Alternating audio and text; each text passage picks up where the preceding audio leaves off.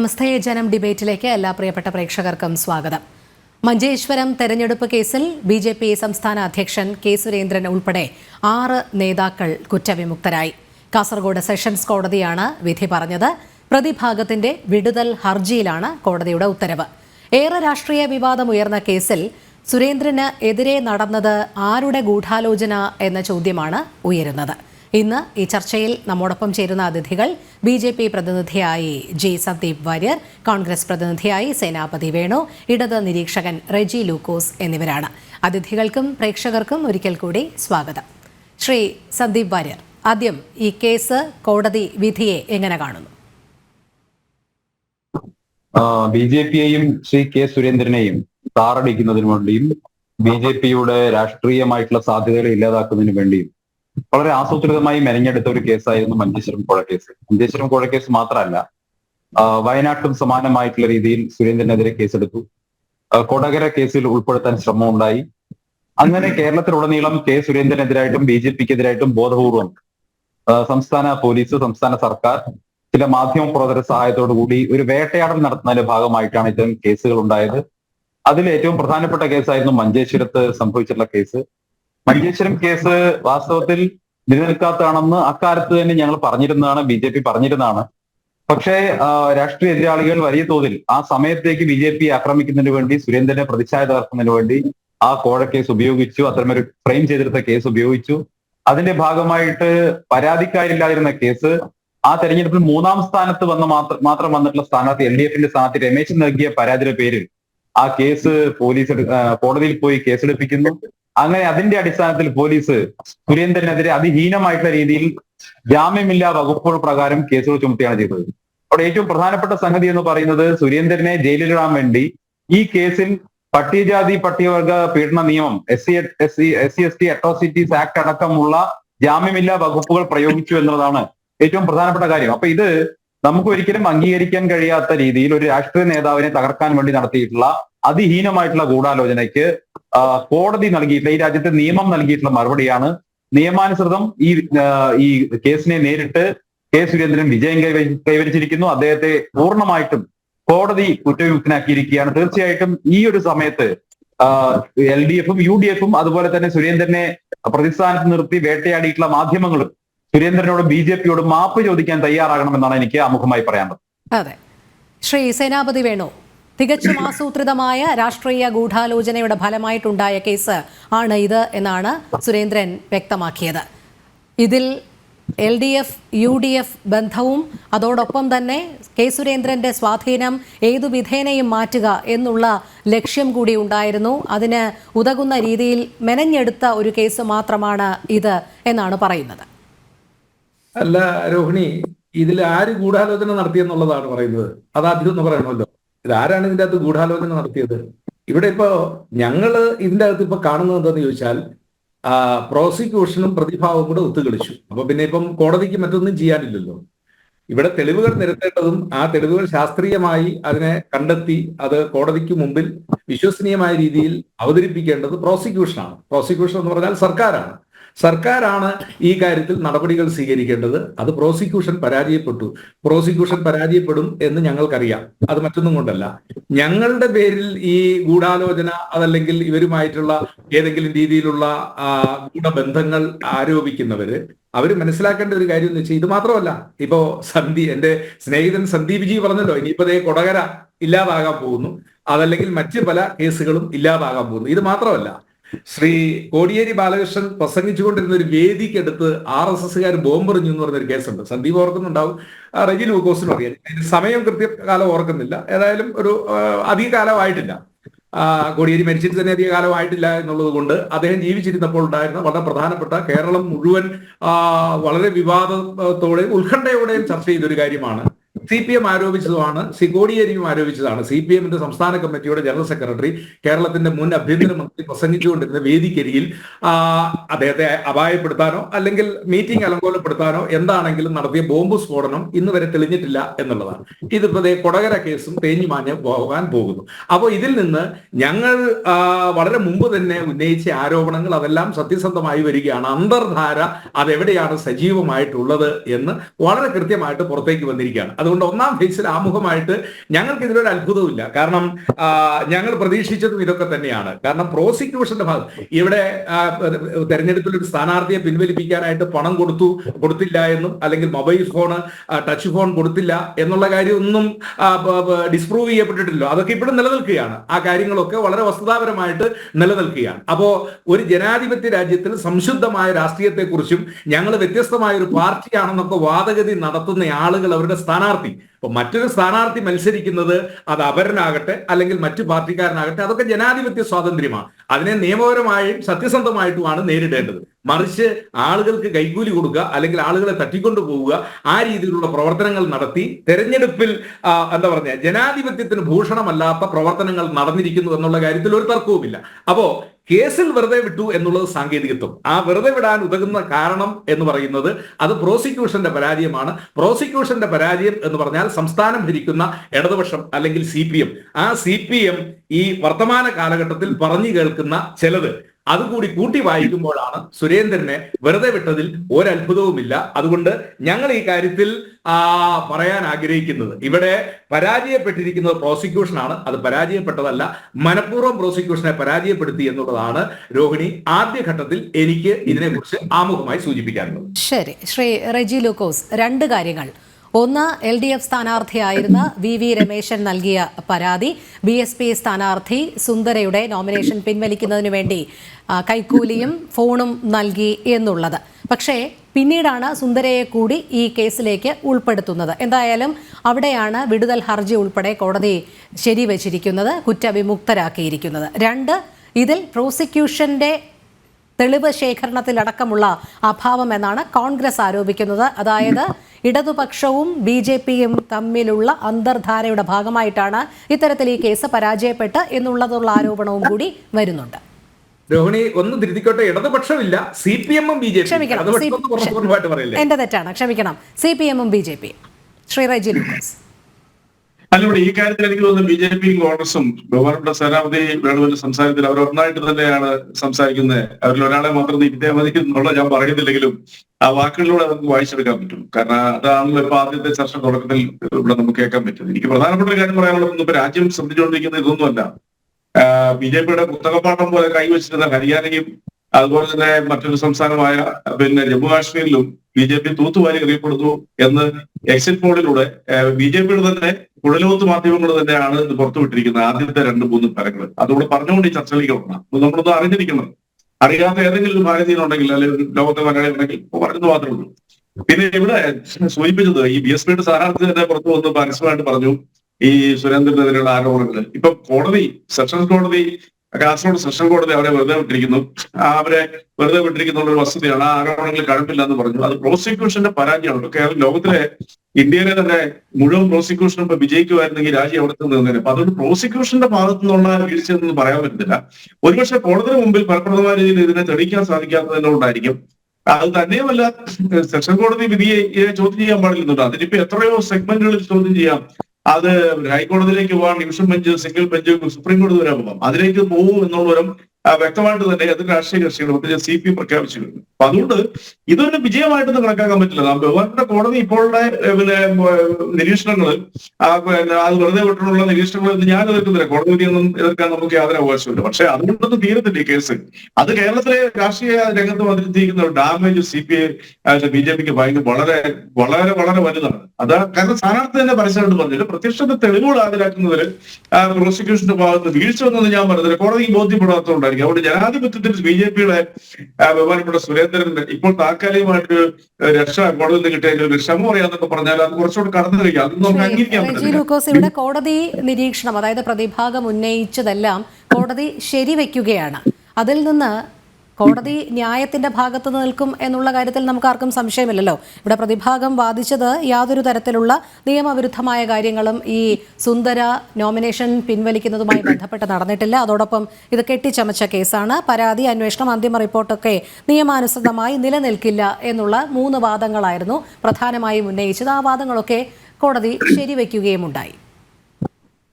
അല്ല, പിന്നെ നിങ്ങൾ മനസ്സിലാക്കേണ്ട വസ്തുത ഈ 2 കേസുകൾ, അതായത് ഇപ്പം വയനാടുമായി ബന്ധപ്പെട്ട ഒരു ഓഡിയോ പുറത്തു വന്നു. ആ ഓഡിയോയുടെ വിഷയങ്ങളെല്ലാം പുറത്തു കൊണ്ടുവന്നു. ഈ പറയുന്ന ഈ BSP സ്ഥാനാർത്ഥിയുടെ കാസർഗോഡ് മഞ്ചേശ്വരം മണ്ഡലത്തിലെ സ്ഥാനാർത്ഥിയുടെ വെളിപ്പെടുത്തലൊന്നും CPM പുറത്തു കൊണ്ടുവന്നതല്ല, അത് ഇവിടുത്തെ മാധ്യമങ്ങൾ പുറത്തു കൊണ്ടുവന്നതാണ്. അതാണ് നിങ്ങൾ ആദ്യം മനസ്സിലാക്കേണ്ടത്. അല്ലെങ്കിൽ CPM എവിടെയെങ്കിലും ആരെങ്കിലും വിളിച്ചോണ്ട് വന്ന് പറയുകയൊന്നുമില്ല. അതുപോലെ തന്നെ ഇതിനോട് ചേർന്ന് നിന്ന പാർട്ടിയാണ്, അല്ലെങ്കിൽ BJPയോട് ചേർന്ന് നിന്ന പാർട്ടിയാണ് പിന്നെ വെളിപ്പെടുത്തൽ ആ സ്ത്രീയാണ്, പേരി അമൃത ഒരു കണ്ണൂർ സ്വദേശിയാണ്. അവര് ഒരു ഓഡിയോയിലൂടെ പുറത്തുവിട്ടിരിക്കുന്നത്. അതുപോലെ തന്നെ നമ്മുടെ പിന്നെ വയനാട്ടിൽ നിന്നുള്ള പ്രമുഖമായിട്ട് ഞാൻ അവരുടെ പേര് ഉപയോഗിക്കുന്നുണ്ട്, ആദിവാസി നേതാവിന്റെ ഭാഗത്തു നിന്നും സാമ്പത്തിക ആരോപണങ്ങളൊന്നും പറഞ്ഞില്ലെങ്കിലും അവര് അതിനെക്കുറിച്ച് നടത്തിയ പ്രതികരണങ്ങളൊക്കെ നമ്മുടെ മുന്നിലുണ്ട്. ഇതൊന്നും അനധിവിദൂര പിന്നെ ഇന്നലകളിൽ സംഭവിച്ച കാര്യമല്ല. അപ്പൊ അത് ഞങ്ങള് സ്വാഭാവികമായിട്ടും തെരഞ്ഞെടുപ്പ് ന്യൂസ് കൊടുത്തു. കോൺഗ്രസ് ഒന്നും അതിനകത്ത് മുൻകൈ എടുത്തില്ല. ഈ കോൺഗ്രസ് എന്ന് പറയുന്ന സേനാപതി വേണുവിന്റെ പിന്നെ പാർട്ടി ഇതൊന്നും ചോദ്യം ചെയ്യുന്നതിനൊന്നും അവർക്കൊരു താല്പര്യമില്ലായിരുന്നു. അത് ഈ ചർച്ച തുറക്കുന്നതന്നെ മനസ്സിലായല്ലോ, ഒരു താല്പര്യം ഉറപ്പില്ലായിരുന്നു. നിയമവ്യവസ്ഥയെ ആശ്രയിച്ചുകൊണ്ട് ഇതിനെതിരെ പണവധി CPM ആണ്. ജനാധിപത്യ ഹത്യക്കെതിരെ നടത്തിയ ഇത്തരം ആക്രമണങ്ങൾ, ഇത്തരം പിന്നെ സാമ്പത്തിക ക്രമക്കേടുകൾക്കെതിരെ ഫൈറ്റ് ചെയ്തത് CPM ആണ്. ആ CPM സംബന്ധിച്ചോളം ഒരു സെഷൻ കോടതി വിധിയുണ്ട്. ആ വിധിയെ ഞാൻ വായിക്കുന്നു. വിധി കൊണ്ടൊന്നും തീരുന്ന വിഷയമില്ല. ഇതിനിയും മറ്റു കോടതികളിലേക്ക് പോകും. നമുക്ക് അവിടെ വെച്ച് കാണാം. അതല്ലേ ശരിയെന്ന് പറയുന്നത്. അല്ല, ഇവിടെ കോൺഗ്രസ് ഇടപെട്ടില്ല, അവിടെ CPM ഇടപെട്ടു എന്ന് പറയുമ്പോൾ CPMന്റെ ഉദ്ദേശം, രാഷ്ട്രീയ ഉദ്ദേശം ആണ് ചോദിക്കാനുള്ളത്. കാരണം 2016-ലും 2021-ലുമുള്ള കെ സുരേന്ദ്രന്റെ സ്വാധീനം, വർദ്ധിച്ചു വരുന്ന BJP വോട്ടുകൾ, ഇതിലൊക്കെ അങ്കലാപ്പ് ഉണ്ടാക്കിയിരുന്നു CPMനെ സംബന്ധിച്ചിടത്തോളം എന്നല്ലേ? വരാം ശ്രീ റജി ലൂക്കോസ്, താങ്കളിലേക്ക് വരാം അടുത്ത ഘട്ടത്തിൽ. ശ്രീ സന്ദീപ് വാര്യർ, ഇവിടെ പരാതി ആദ്യം കൊണ്ടുവന്നത് ചില മാധ്യമങ്ങളാണ് എന്നാണ് ഇടത് നിരീക്ഷകനായ ശ്രീ റജി ലൂക്കോസ് ഇപ്പോൾ ചൂണ്ടിക്കാട്ടിയത്. അത് ഇന്ന് കെ സുരേന്ദ്രനും പറയുകയുണ്ടായി. കാരണം VV രമേശൻ എന്ന LDF സ്ഥാനാർത്ഥി നൽകിയ പരാതിയിലുപരി ഇത് പൊതുസമൂഹത്തിലേക്ക് കൊണ്ടുവരാൻ ചില മാധ്യമ പ്രവർത്തകർ ബോധപൂർവം ശ്രമിച്ചിരുന്നു. അവിടെയാണ് ഈ ഗൂഢാലോചന വെളിവാകുന്നത് എന്നുള്ളൊരു ആരോപണം പ്രധാനമായും BJP ഉന്നയിക്കുന്നുണ്ട്. നോക്കൂ, ഈ LDFന്റെ പ്രതിനിധി ശ്രീ സേനാപതി വേണുവും അതുപോലെ തന്നെ നമ്മുടെ ഇടത് നിരീക്ഷകനായിട്ടുള്ള സോറി അല്ല, രണ്ടും ഒന്ന് തന്നെ, തെറ്റിപ്പോയതല്ല, രണ്ടും ഒന്ന് തന്നെ, നിങ്ങൾ ഒന്നാണല്ലോ. അപ്പോ UDFന്റെയും LDFന്റെയും ഇവിടുത്തെ അല്ലെങ്കിൽ ഇടതുപക്ഷ സഹയാത്രികനും ഇവിടെ ഉന്നയിച്ചിട്ടുള്ള ശ്രീ റജി ലൂക്കോസും ഇവിടെ ഉന്നയിച്ചിട്ടുള്ള ആക്ഷേപങ്ങൾ വാസ്തവത്തിൽ ഇന്ന് അവർ പരാജയപ്പെട്ടിരിക്കുകയല്ല. ഈ രണ്ടു കൂട്ടരും കഴിഞ്ഞ കുറെ കാലമായിട്ട് കെ സുരേന്ദ്രനെ വേട്ടയാടാൻ വേണ്ടി, അതുപോലെ തന്നെ BJPയെ വേട്ടയാടാൻ വേണ്ടി സ്ഥിരമായിട്ട് ഉപയോഗിച്ചിരുന്ന ഒരു കേസായിരുന്നു മഞ്ചേശ്വരം കോഴ കേസ്. ഇന്നത് പരാജയപ്പെട്ടതിന് ശേഷം പ്രോസിക്യൂഷൻ വളരെ വീക്കായിരുന്നു എന്ന് കോൺഗ്രസ് ആരോപിക്കുന്നതിൽ എന്താ അർത്ഥമുള്ളത്? അങ്ങനെയാണെങ്കിൽ അവിടെ ഈ തെരഞ്ഞെടുപ്പിൽ, മഞ്ചേശ്വരം തെരഞ്ഞെടുപ്പില് മത്സരിച്ച മൂന്നാമതെത്തിയ സ്ഥാനാർത്ഥിയായിരുന്നു LDFന്റെ സ്ഥാനാർത്ഥി രമേശൻ. ഈ പ്രോസിക്യൂഷൻ വീക്കാണെന്ന് കോൺഗ്രസിന്റെ അഭിപ്രായം ഉണ്ടായിരുന്നെങ്കിൽ, UDFന് അഭിപ്രായം ഉണ്ടായിരുന്നെങ്കിൽ എന്തേ നിങ്ങളെ രണ്ടാമത്തെ സ്ഥാനാർത്ഥിയായിട്ട്, അല്ലെങ്കിൽ അവിടെ നിങ്ങൾ ജയിച്ചിട്ടുള്ള സ്ഥാനാർത്ഥി എന്തേ അവിടെ കക്ഷി ചേരുന്നത്? ഈ കേസിൽ നിങ്ങളെ UDFന് കക്ഷി ചേരാമായിരുന്നല്ലോ, നിങ്ങൾക്ക് പരാതി കൊടുക്കാമായിരുന്നല്ലോ. അപ്പൊ നിങ്ങൾക്ക് അവിടെ ജനാധിപത്യപരമല്ലാത്ത രീതിയിൽ എന്തെങ്കിലും സംഭവിച്ചു എന്നൊരു ആക്ഷേപമേ ഉണ്ടായിരുന്നില്ല. ആക്ഷേപം ഉണ്ടായിരുന്ന LDFനായിരുന്നു.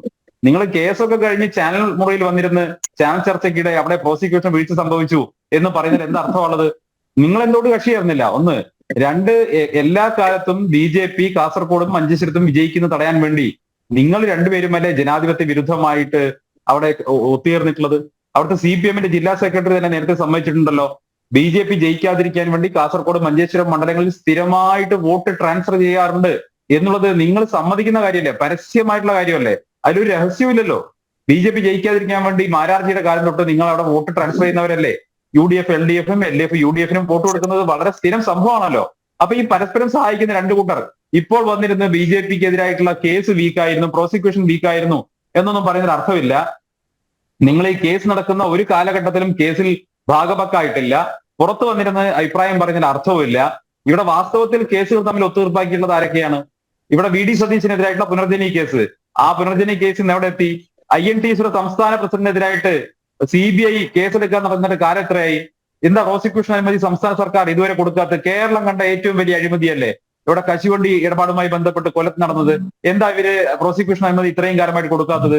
മറുവശത്ത് സോളാർ കേസും അതുപോലെ തന്നെ TP ചന്ദ്രശേഖരൻ കേസും ഒക്കെ എങ്ങനെ ഒത്തുതീർന്നു എന്നുള്ള കാര്യം നമുക്ക് എല്ലാവർക്കും അറിയുന്നല്ലേ. ഇവിടെ കോൺഗ്രസിന്റെ തന്നെ MLA ആയിരുന്ന VT ബൽറാം ഒരിക്കൽ ഫേസ്ബുക്കിൽ പരസ്യമായിട്ട് പോസ്റ്റ് ചെയ്തില്ലേ, ഈ TP ചന്ദ്രശേഖരൻ കേസും സോളാർ കേസും പരസ്പരം ഒത്തുതീരുകയായിരുന്നു എന്ന്. പിന്നീട് നിങ്ങൾ ഭീഷണിപ്പെടുത്തി അത് പിൻവലിപ്പിക്കുകയല്ലേ ചെയ്ത്, ആ പോസ്റ്റ് പിൻവലിപ്പിക്കുകയല്ലേ ചെയ്ത്. അപ്പൊ നിങ്ങൾ പരസ്പരം ദേശീയ തലത്തിൽ നിങ്ങൾ മുന്നണിയാണ്, ഒരു മുന്നണിയാണ്, പരസ്പരം ആക്ഷേപമൊക്കെ ഉന്നയിക്കുന്നുണ്ടെങ്കിൽ പോലും BJPക്കെതിരായി ഒരുമിച്ച് നിൽക്കുന്ന ഈ രണ്ടുപേർ, ഇപ്പോൾ നേരത്തെ റജി ലൂക്കോസ് ഹരിയാനയുടെയും കാശ്മീരിന്റെയും എക്സിറ്റ് പോൾ ഫലങ്ങളിൽ ഇങ്ങനെ ആഹ്ലാദം കൊള്ളുന്നതായിട്ട് കണ്ടു. ഹരിയാനയിലും കാശ്മീരിലെയും എക്സിറ്റ് പോൾ ഫലങ്ങളിൽ ആഹ്ലാദം കൊള്ളാൻ ഇടത് നിരീക്ഷകൻ എന്താണ് അർഹത എന്ന് എനിക്ക് മനസ്സിലാകുന്നില്ല. അവിടെ CPM മത്സരിച്ചിട്ടുണ്ടോ? ഏതെങ്കിലും സീറ്റിൽ നിങ്ങൾക്ക് അവിടെ കാശ്മീരിലോ മറ്റോ നിങ്ങൾക്ക് ഒരു MLA നേരത്തെ ഉണ്ടായിരുന്നു. അത് ഇത്തവണ ഉണ്ടാകുമോ എന്ന് എനിക്കറിയില്ല. എന്തായാലും നിങ്ങൾക്ക് അതിൽ ആഹ്ലാദിക്കാൻ എന്ത് വസ്തുതയാണുള്ളത് എനിക്ക് മനസ്സിലാകുന്നില്ല. ഇവിടെ ഈ രണ്ടു കൂട്ടരും ഒരുമിച്ച് കേരളത്തിന് പുറത്തെല്ലാം BJP നേടുകയും കേരളത്തിനകത്തും BJP ജയിക്കാൻ സാധ്യതയുള്ള എല്ലാ സ്ഥലങ്ങളിലും ഒരുമിച്ച് നിൽക്കുകയും ചെയ്തതിനു ശേഷം BJP ഏതെങ്കിലും തരത്തിൽ സർക്കാരിന്റെ ഫേവർ പറ്റിയിട്ടാണ് കേസിൽ ജയിച്ചതെന്ന് ആക്ഷേപിക്കുന്നതിൽ ഒരു അർത്ഥവുമില്ല. ശരി, ഈ കേസിൽ കോടതി ഈ നിയമപരമായി ഒരു കേസിനെ എങ്ങനെയാണോ നേരിടുന്നത് ആ ഘട്ടങ്ങളിലൂടെ എല്ലാം കടന്നുപോയി. ഒരു ഇന്ത്യൻ പൗരൻ ഏതൊക്കെ രീതിയിൽ ഒരു കേസ് വന്നാൽ നേരിടുമോ ആ രീതിയിലെല്ലാം അന്വേഷണത്തെ നേരിട്ടതിനു ശേഷമാണ് സുരേന്ദ്രൻ കേസിൽ കുറ്റവിമുക്തനായി പുറത്തു വന്നിട്ടുള്ളത്. ഇവിടെ CPM-ന്റെ നേതാക്കന്മാർക്ക് നേരെ കേസ് വരുന്ന സമയത്ത് നെഞ്ചുവേദന അഭിനയിച്ച് ആശുപത്രിയിൽ പോയി കിടക്കുന്നത് പോലെയുള്ള ഒരു പരിപാടിക്കും സുരേന്ദ്രൻ നിന്നിട്ടില്ല എന്ന കാര്യം കൂടി നിങ്ങൾ ആലോചിക്കണം. ശ്രീ സേനാപതി വേണു, ഇവിടെ ശ്രീ സന്ദീപ് വാര്യർ ഉന്നയിച്ച ഒരു ചോദ്യമുണ്ട്. എന്തുകൊണ്ട് ഈ കാര്യത്തിൽ കോൺഗ്രസ് കക്ഷി ചേർന്നില്ല എന്നുള്ളത്? രോഹിണി, അതിൻ്റെ അകത്ത് ഒന്നാമത്തെ കാര്യം എന്ന് പറയുന്നത് it is a criminal offence. അത് anyone can take law into motion. അപ്പൊ അതിൻ്റെ അകത്തൊരു ഒന്നാമത്തെ സ്റ്റേക്ക് ഹോൾഡർ എന്ന് പറയുന്നത് തെരഞ്ഞെടുപ്പിൽ പരാജയപ്പെട്ട ഒരാളാണ്. അദ്ദേഹമാണ് അതിനകത്ത് എന്താ പറഞ്ഞ അതിന്റെ ഒരു നിയമ നടപടികളുമായിട്ട് പോയത്. ഇനിയിപ്പോ ഞങ്ങൾ അതിനകത്ത് പ്രൈവറ്റ് കംപ്ലൈന്റ് കൊടുത്തു കഴിഞ്ഞാൽ പോലും ഒരു FIR, ഇപ്പൊ TT ആന്റണി കേസിനകത്തൊക്കെ MP രാഘവന്റെ കേസിന്റെ അകത്ത് ഒരിക്കലും once an FIR is registered പിന്നെ അതിനകത്ത് പ്രസക്തിയില്ല. അപ്പൊ ഞങ്ങൾ കക്ഷി ചേർന്നോ എന്നുള്ളത് അതിന്റെ അകത്ത് പ്രസക്തമായ ഒരു കാര്യമേ അല്ല. കാരണം IUML AKM അഷ്റഫുമായിട്ട് 845 വോട്ടിന്റെ വ്യത്യാസമേ ഉണ്ടായിരുന്നുള്ളൂ. അത് മാത്രമല്ല, അന്നത്തെ വോട്ട് ശതമാന കണക്ക് വെച്ച് ഇന്ത്യൻ യൂണിയൻ മുസ്ലിം ലീഗിന് വോട്ട് താഴ്ചയാണ് ഉണ്ടായത്, BJPക്ക് വോട്ട് ഉയർച്ചയും. അല്ല ഞാൻ ചോദിച്ചത് അതിനു മുമ്പ് ഒരു തെരഞ്ഞെടുപ്പിൽ അദ്ദേഹം 2016 അല്ല 2016 ഞാനും ആ തെരഞ്ഞെടുപ്പിൽ മത്സരിച്ചാണ്. ഞാൻ 1109 വോട്ടിന് തോറ്റയാളാണ്. അന്ന് അദ്ദേഹം 89ആണ്. അപ്പൊ 89 നിന്ന് പിന്നെ പോയപ്പോ 89 നിന്ന് 814 24 പോയപ്പോ ഏതായാലും അദ്ദേഹത്തിന്റെ പിന്തുണ കൂടുവല്ലോ ചെയ്ത, കുറയുകയാണല്ലോ ചെയ്തത്. ആ കാര്യത്തിൽ തർക്കമില്ലല്ലോ. വോട്ട് ശതമാന കണക്കൊക്കെ അന്ന് ഏറെ ശതമാനത്തിന്റെ കളി രോഹിണി, അത് ഈ കമ്മ്യൂണിസ്റ്റുകാർ തെരഞ്ഞെടുപ്പിൽ തോറ്റു കഴിയുമ്പോൾ അവരുടെ ഒരു ന്യായീകരണമാണ്. ഞങ്ങൾക്ക് ശതമാനം കൂടി എന്താ പറഞ്ഞ വോട്ടിന്റെ എണ്ണമേ കുറഞ്ഞുള്ളൂ, ശതമാനം കൂടി എന്നുള്ളത്. ശരി, അങ്ങനെയാണെങ്കിൽ കോൺഗ്രസിന് UDF-നെ സംബന്ധിച്ച് ഇതിൽ അങ്കലാപ്പൊന്നുമില്ല, അതുകൊണ്ടാണ് കക്ഷി ചേരാത്തത്. ഞങ്ങളുടെ അങ്കലാപ്പ് ഇതിന്റെ അകത്ത് പറഞ്ഞല്ലോ. ഇപ്പം ആദിവാസി ക്ഷേമസഭ പഴയ ആദിവാസി ഗോത്രസഭയുടെ നേതാവ് CK ജാനു വെളിപ്പെടുത്തൽ നടത്തി. ഇനി അവരുടെ പാർട്ടിയുമായിട്ട് ബന്ധപ്പെട്ട് കാസർഗോഡുകാരി, എന്റെ ഓർമ്മ ശരിയാണെങ്കിൽ പേര് സബ്ജക്ട് ടു കറക്ഷൻ, ഒരു പ്രസന്ന പള്ളിക്കൽ എന്ന് പറയുന്ന, പള്ളിക്കൽ എന്നാണോ വീട്ടുപേരെന്ന് അറിയില്ല, പ്രസന്ന എന്ന് പറയുന്ന ഒരു പൊതുപ്രവർത്തക, അവരും വെളിപ്പെടുത്തൽ നടത്തി. ഈ വെളിപ്പെടുത്തലിലൊക്കെ ഇത് യാഥാർത്ഥ്യമാണെന്ന്. 2 ലക്ഷം രൂപ കൊടുത്തു എന്നുള്ളത് ശരിയാണ്. Mobile phone, touch phone, mobile phone കൊടുത്തു എന്നുള്ളത് ശരിയാണ്. ഇയാളെ നോമിനേഷൻ പിൻവലിപ്പിക്കാനായിട്ട് സമ്മർദ്ദം ചെലുത്തി എന്നുള്ളത്. പിന്നെ ഇപ്പം SC/ST, ഞാനൊരു അഡ്വക്കേറ്റ് എന്ന നിലയിൽ ഞാനും അതിനകത്ത് സംശയം, ഇപ്പൊ SC/ST അട്രോസിറ്റീസ് കേസൊക്കെ നിൽക്കേണ്ട ഒന്നാണോ എന്നുള്ളതൊന്നും എനിക്കറിയില്ല. പക്ഷെ ഇതിനകത്ത് പ്രോസിക്യൂഷന് വളരെ വ്യക്തമായിട്ട് ഈ ഫോൺ എവിടെ നിന്നാണ് മേടിച്ചത്, ഇതെന്നാണ് ഹാൻഡ് ഓവർ ചെയ്യപ്പെട്ടത്, ഇത് ആരുടെ കയ്യിലെത്തി, ഈ ഫോണിന് പണം കൊടുത്തത് ആര്, ഇങ്ങനെ പ്രോസിക്യൂഷന്റെ ഭാഗമായിട്ട് എടുക്കേണ്ട കുറെ തെളിവുകൾ ഉണ്ടായിരുന്നു. ഈ 2 ലക്ഷം രൂപ അത് എവിടെ നിന്നാണ് വിഡ്രോ ചെയ്തത്, അത് ആരുടെ കയ്യിലാണ് കൊടുത്തുവിട്ടത്, അങ്ങനെ എന്താ പറഞ്ഞ കൊജന്റ് ആയിട്ടുള്ള കുറെ എവിഡൻസസുകൾ ഇതിനകത്തുണ്ടെന്നേ. അതൊന്നും പ്രോസിക്യൂഷന്റെ ഭാഗത്ത് വെറുതെ ഉണ്ടായിട്ടുള്ളതല്ല.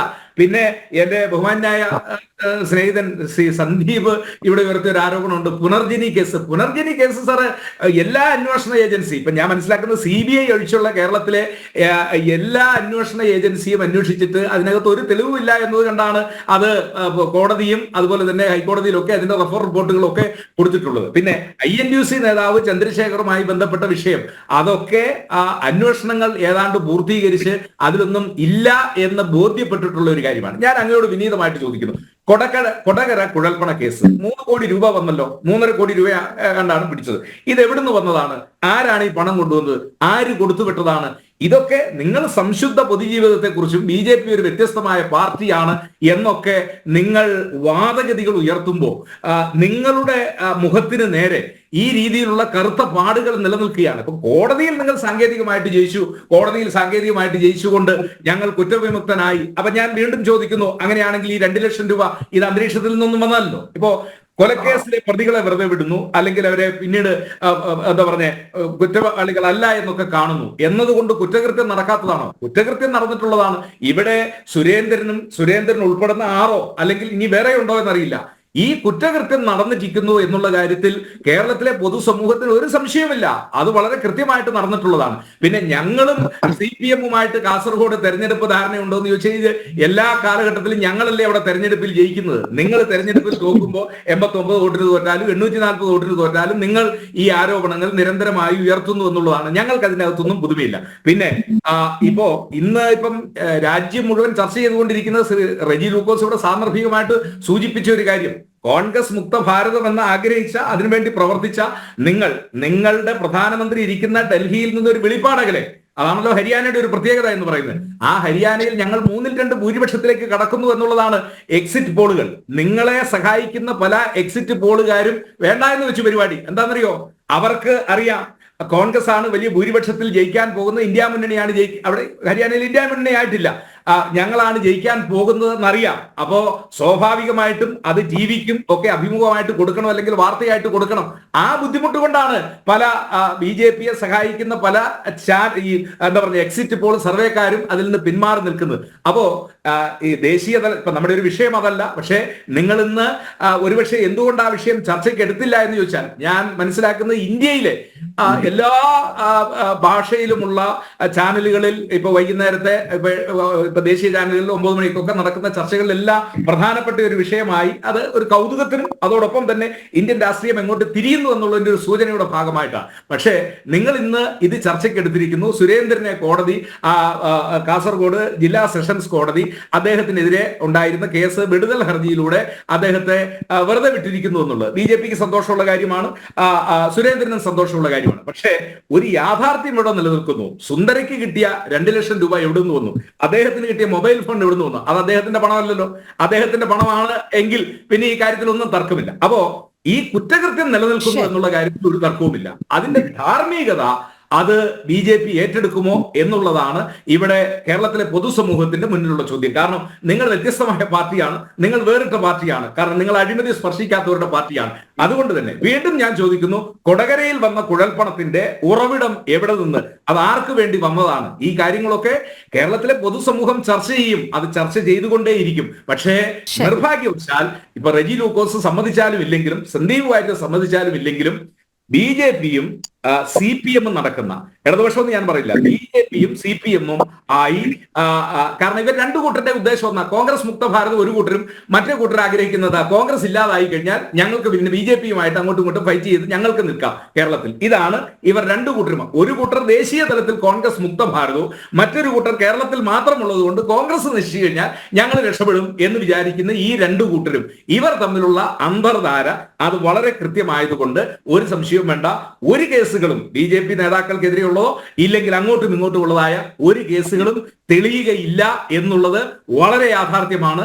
അത് അതിന്റെ ഏറ്റവും അവസാനത്തെ വെളിപ്പെടലാണ്, അല്ലെങ്കിൽ ഏറ്റവും അവസാനത്തെ നമ്മുടെ കൺമുമ്പിൽ വന്നിരിക്കുന്ന ഉദാഹരണമാണ് ഇപ്പോൾ K. സുരേന്ദ്രനെ ഈ കേസിൽ കുറ്റവിമുക്തം ആക്കിയിരിക്കുന്നത്. അതുകൊണ്ട് ചർച്ചയിലേക്ക് എത്താം, ഒരു ഇടവേളയിലേക്ക് പോകേണ്ടതുണ്ട്. പക്ഷേ ശ്രീ സേനാപതി വേണു, ഈ എക്സിറ്റ് പോൾ ഫലങ്ങൾ പോലെ തന്നെ യാഥാർത്ഥ്യമുള്ള ഒന്നുമാണ് മഞ്ചേശ്വരം കോഴ ആരോപണവുമായി ബന്ധപ്പെട്ടുള്ള വിടുതൽ ഹർജി കോടതി ശരിവച്ചിരിക്കുന്നു. K. സുരേന്ദ്രൻ അടക്കം 6 നേതാക്കൾ കുറ്റവിമുക്തരായിരിക്കുന്നു എന്നുള്ളതും. അതുകൊണ്ട് യാഥാർത്ഥ്യ ബോധത്തെ അംഗീകരിച്ചുകൊണ്ട് തന്നെയാണ് പല വിഷയങ്ങളും ചർച്ചയ്ക്കായി എടുക്കുന്നത്. ശ്രീ റെജി ലൂക്കോസ്, ഇവിടെ SC/ST അട്രോസിറ്റി ആക്ട് അടക്കമുള്ള സങ്കീർണമായ വകുപ്പുകൾ ചുമത്തി, പക്ഷേ യാതൊരു തരത്തിലും പ്രോസിക്യൂഷന് വിജയിക്കാൻ കഴിഞ്ഞില്ല എന്നുള്ള ആരോപണമാണ് കോൺഗ്രസ് ഉന്നയിക്കുന്നത്. അതായത് യഥാർത്ഥ തെളിവുകൾ അടക്കം ശേഖരിക്കുന്നതിലുള്ള വീഴ്ച പറ്റി. ഇതാണ് ഈ അന്തർധാര വെളിവാക്കുന്നത് എന്നുള്ള ആരോപണം. അല്ല, ഈ അന്തർധാര എന്താണെന്ന് എനിക്ക് മനസ്സിലാകുന്നില്ല. ഈ കേസുമായിട്ട് ബന്ധപ്പെട്ട് എന്തെങ്കിലും ഒരു ചെറിയ മൂവ്മെന്റ് പോലും നടത്താറുണ്ട്. കക്ഷി ചേരണ്ട, നടത്താതിരുന്ന കോൺഗ്രസുകാരെ സംബന്ധിച്ചുകൊണ്ട് അവർക്ക് എന്താ അന്തർധാരയെ പറയാനുള്ളത്? അല്ല, അവർക്ക് ഇതിൽ ആശങ്കയില്ല എന്നാണ് പറയുന്നത്. കാരണം സ്ഥിരമായി ജയിക്കുകയല്ലേ, അതുകൊണ്ട് അവർക്ക് ഇതിൽ ആശങ്കയൊന്നുമില്ല എന്നുള്ളതാണ് സൂചിപ്പിക്കുന്നത്. അല്ല, ഞാനൊരു മറുപടി പറയട്ടെ. അതായത് ഇങ്ങനെ പറഞ്ഞ് BJP ഞങ്ങൾ തമ്മിൽ അന്തർധാരയുണ്ടെന്ന് പറഞ്ഞത് ഈ വേണു സാറിനെ സംബന്ധിച്ചോളം അത് പറയുന്നത് കേൾക്കുന്നത് കേരളത്തിലെ മലയാള ഭാഷ അറിയാവുന്ന ജനങ്ങളല്ലേ. തൃശ്ശൂരിൽ 85,000 വോട്ട് മറിച്ചു കൊടുത്ത് 3-ാം സ്ഥാനത്തേക്ക് മാറുകയും BJPക്ക് അക്കൗണ്ട് ഓപ്പൺ ചെയ്ത് പാർലമെന്റിലേക്ക് ചെയ്ത് ഈ കോൺഗ്രസ്സുകാർക്ക് എന്ത് പറയാനുണ്ട്? അവർ 2019 അവരുടെ വോട്ട് ചെയ്തതിൽ 86,000 വോട്ട് കാണാനില്ല. എന്നിട്ട് ആവിയായി പോയോ? ഇങ്ങനെയുള്ള ഒരു പാർട്ടിയാണ്. കാരണം അതിന്റെ അഡ്ജസ്റ്റ്മെന്റ് ഒക്കെ നമുക്ക് വ്യക്തമായിട്ട് അറിയാൻ പറ്റും. പിന്നെ ഇനിയിപ്പോ നേരത്തെ നമ്മുടെ സബ്ജക്റ്റിലേക്ക് വരാം. നമ്മുടെ സബ്ജക്റ്റിലേക്ക് വരുന്നതിന് ഇവർ രണ്ടുപേരും കൂടെ ഉന്നയിച്ച ഒരു വിഷയമുണ്ട്. കൊടകര അല്ല, സന്ദീപ് അത് പറഞ്ഞില്ല. സേനാപതി 2 തവണ ആ ആരോപണം ഇപ്പോൾ അവരെ കുറിച്ച് പറയാനുള്ള കാരണം എന്തുകൊണ്ടാണ്? അദ്ദേഹത്തിന് അറിയാം, അദ്ദേഹം മറച്ചു വെച്ചത് ഒരു കാരണം കണ്ടെത്തി കുറ്റപ്പെടുത്താൻ വേണ്ടി പറഞ്ഞു. ആ കേസ് അന്വേഷിച്ചതാരാ? ക്രൈംബ്രാഞ്ച്, കേരള പിന്നെ ആഭ്യന്തരവകുപ്പിന്റെ കീഴിലുള്ള ക്രൈംബ്രാഞ്ച് അന്വേഷിച്ച് 1.5 കോടി പിടിച്ചെടുത്തു. 3.5 കോടിയാണ് ആ കൊടകരത്ത്. അത് BJPക്ക് വേണ്ടി കൊണ്ടുവന്ന് പണമെന്നുള്ള അണ്ടർസ്റ്റുണ്ടാ. അവരെ 3 പേരെ അറസ്റ്റ് ചെയ്യുകയും ചെയ്തു. ഉടനെ വന്ന് ED ആ കേസ് ഏറ്റെടുത്തു. എന്തിനാ? അതിനകത്ത് പിന്നെ പ്രതികളെ രക്ഷപ്പെടുത്താൻ വേണ്ടി ഇപ്പൊ വർഷം 2.25 ഈ ED ആ അന്വേഷണമായിട്ട് മുന്നോട്ട് പോയിട്ടുണ്ട്. എന്തെങ്കിലും വാർത്തയുണ്ടോ? അപ്പൊ അതിനെങ്ങനെയാണ് നിങ്ങൾ കേരളത്തിലെ സംസ്ഥാന സർക്കാരിനെ പഴി പറയുന്നത്? അപ്പൊ നിങ്ങളെ സംബന്ധിച്ചോളം നിങ്ങൾ BJP നടത്തിയിരിക്കുന്ന സകല നാടകം വിട്ട് നിങ്ങൾ മൂകസാക്ഷികളായിരുന്നു. അതിന് തർക്കം സംശയം എന്ന് പറയുന്നത് ഇപ്പൊ ഈ കേസ് എന്ന് പറയുന്നത് അദ്ദേഹത്തിനെ വെറുതെ വിട്ടു. ഞാൻ ഈ ചർച്ചയിൽ കെ സുരേന്ദ്രന്റെ വ്യക്തിത്വത്തെ അദ്ദേഹത്തിന്റെ ജനസ്വാധീനത്തിൽ നിന്ന് കുറച്ച് കാണിക്കാൻ ഞാൻ താല്പര്യപ്പെടുന്നില്ല. അതൊന്നും രാഷ്ട്രീയ മര്യാദയില്ലെന്ന് എനിക്കറിയാം. പക്ഷെ എന്തുകൊണ്ടാണ് കോന്നിയിലും പിന്നെ മഞ്ചേശ്വരത്തും ഹെലികോപ്റ്ററിൽ പാസ് ചെയ്ത് ശബരിമല വിഷയത്തിന്റെയൊക്കെ പേരിൽ വോട്ട് കിട്ടാൻ വേണ്ടി ശ്രമിച്ച സുരേന്ദ്രൻ തോറ്റുപോയി എന്തുകൊണ്ട്? നിങ്ങളൊന്നാലോചിച്ച് ശബരിമലയുടെ പേരിൽ കത്തിച്ച് യഥാർത്ഥത്തിലുള്ള വസ്തുതകളെ മറച്ചു വെച്ചുകൊണ്ട് ഏറ്റവും ആരാധ്യമായിട്ടുള്ള ലോകത്തിലെ മലയാളി മുഴുവൻ ബഹുമാനിക്കുന്ന ശബരിമലയെ ഈ രീതിയിൽ വക്രീകരിച്ച് നടത്തിയിട്ട് ഒരു അക്കൗണ്ട് ഓപ്പൺ ചെയ്യാൻ പറ്റുമോ? എന്തുകൊണ്ടാണ് CPM-ന് ഒരൊറ്റ അക്കൗണ്ടിലേക്കും ഇടതുപക്ഷത്തിന് ഒരൊറ്റ അക്കൗണ്ടിലേക്കും ചുരുങ്ങേണ്ടി വന്നു? അല്ല, തീർച്ചയായിട്ടും ഞങ്ങൾ ഇപ്പോഴല്ലോ, ഞങ്ങള് 20 സീറ്റ് നഷ്ടപ്പെട്ടിട്ടുണ്ട് അടിയന്തരാവസ്ഥയ്ക്ക് ശേഷം. കഴിഞ്ഞ 2019 ശബരിമല ആസ്പദമാക്കിയുള്ള തെരഞ്ഞെടുപ്പ് ആയതുകൊണ്ട് പറഞ്ഞതാണ്.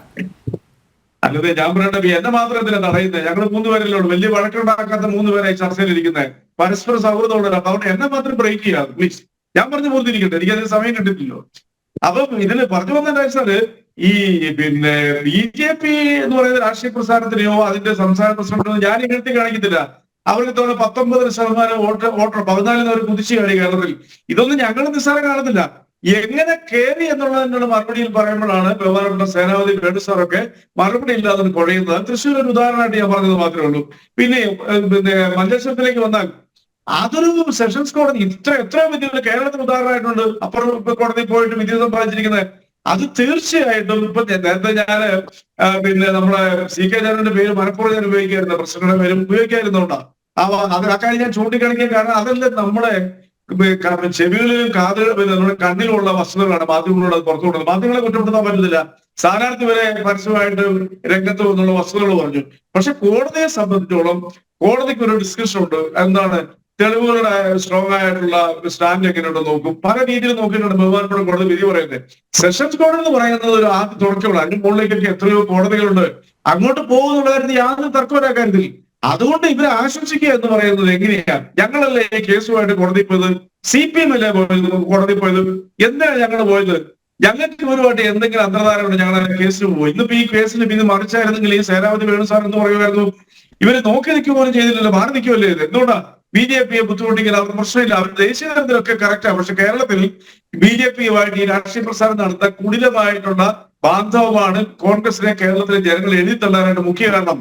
ഈ BJP മുക്ത ഭാരതം എന്ന് പറഞ്ഞുകൊണ്ട് BJP കഴിഞ്ഞ 12 വർഷമായിട്ട് അത് കഴിഞ്ഞ 9 വർഷമായിട്ട് സ്ട്രോങ് ആയിട്ട് ക്യാമ്പയിൻ നടത്തിക്കൊണ്ടിരിക്കുമ്പോൾ ദേശീയ തലത്തിൽ കോൺഗ്രസ് നിലനിൽക്കണമെന്നും രാഹുൽ ഗാന്ധിയെ പോലുള്ള രാജ്യത്തെ എമർജ് ചെയ്ത് വരണമെന്നും ഞങ്ങളുടെ പിന്നെ സമന്വയ നേതാവ് ഇപ്പോൾ ഞങ്ങളോടൊപ്പം ഇല്ലാത്ത അന്തരിച്ച യെച്ചൂരിയെ പോലുള്ളവര് എന്റെ മാർഗദർശിയായിരുന്നു, എന്റെ സുഹൃത്താണെന്നും പറഞ്ഞ രാഹുൽ ഗാന്ധിയെ പോലുള്ളവരെ ദേശീയ തലത്തിൽ പിന്തുണയ്ക്കുന്നത് ഞങ്ങൾ ഇടതുപക്ഷക്കാരും എത്രയോ വെച്ചാൽ ഞാൻ പിന്തുണച്ചിട്ടുണ്ട്. കേരളത്തിൽ വരുമ്പോൾ പക്ഷെ ഇവർക്ക് ഞങ്ങളോട് ശത്രുതയെ കൂടുതൽ ശത്രുത. ഇവരെ ഏതെങ്കിലും ഒരു നേതാവ് ഇന്ന് വരെ BJPക്കെതിരെ അക്ഷരം വേണ്ടിയാണ് പറയാൻ പറ്റും? VD സതീശൻ ഇവിടെ പുനർജനയെ കുറിച്ച് വേണുസാർ പറഞ്ഞു.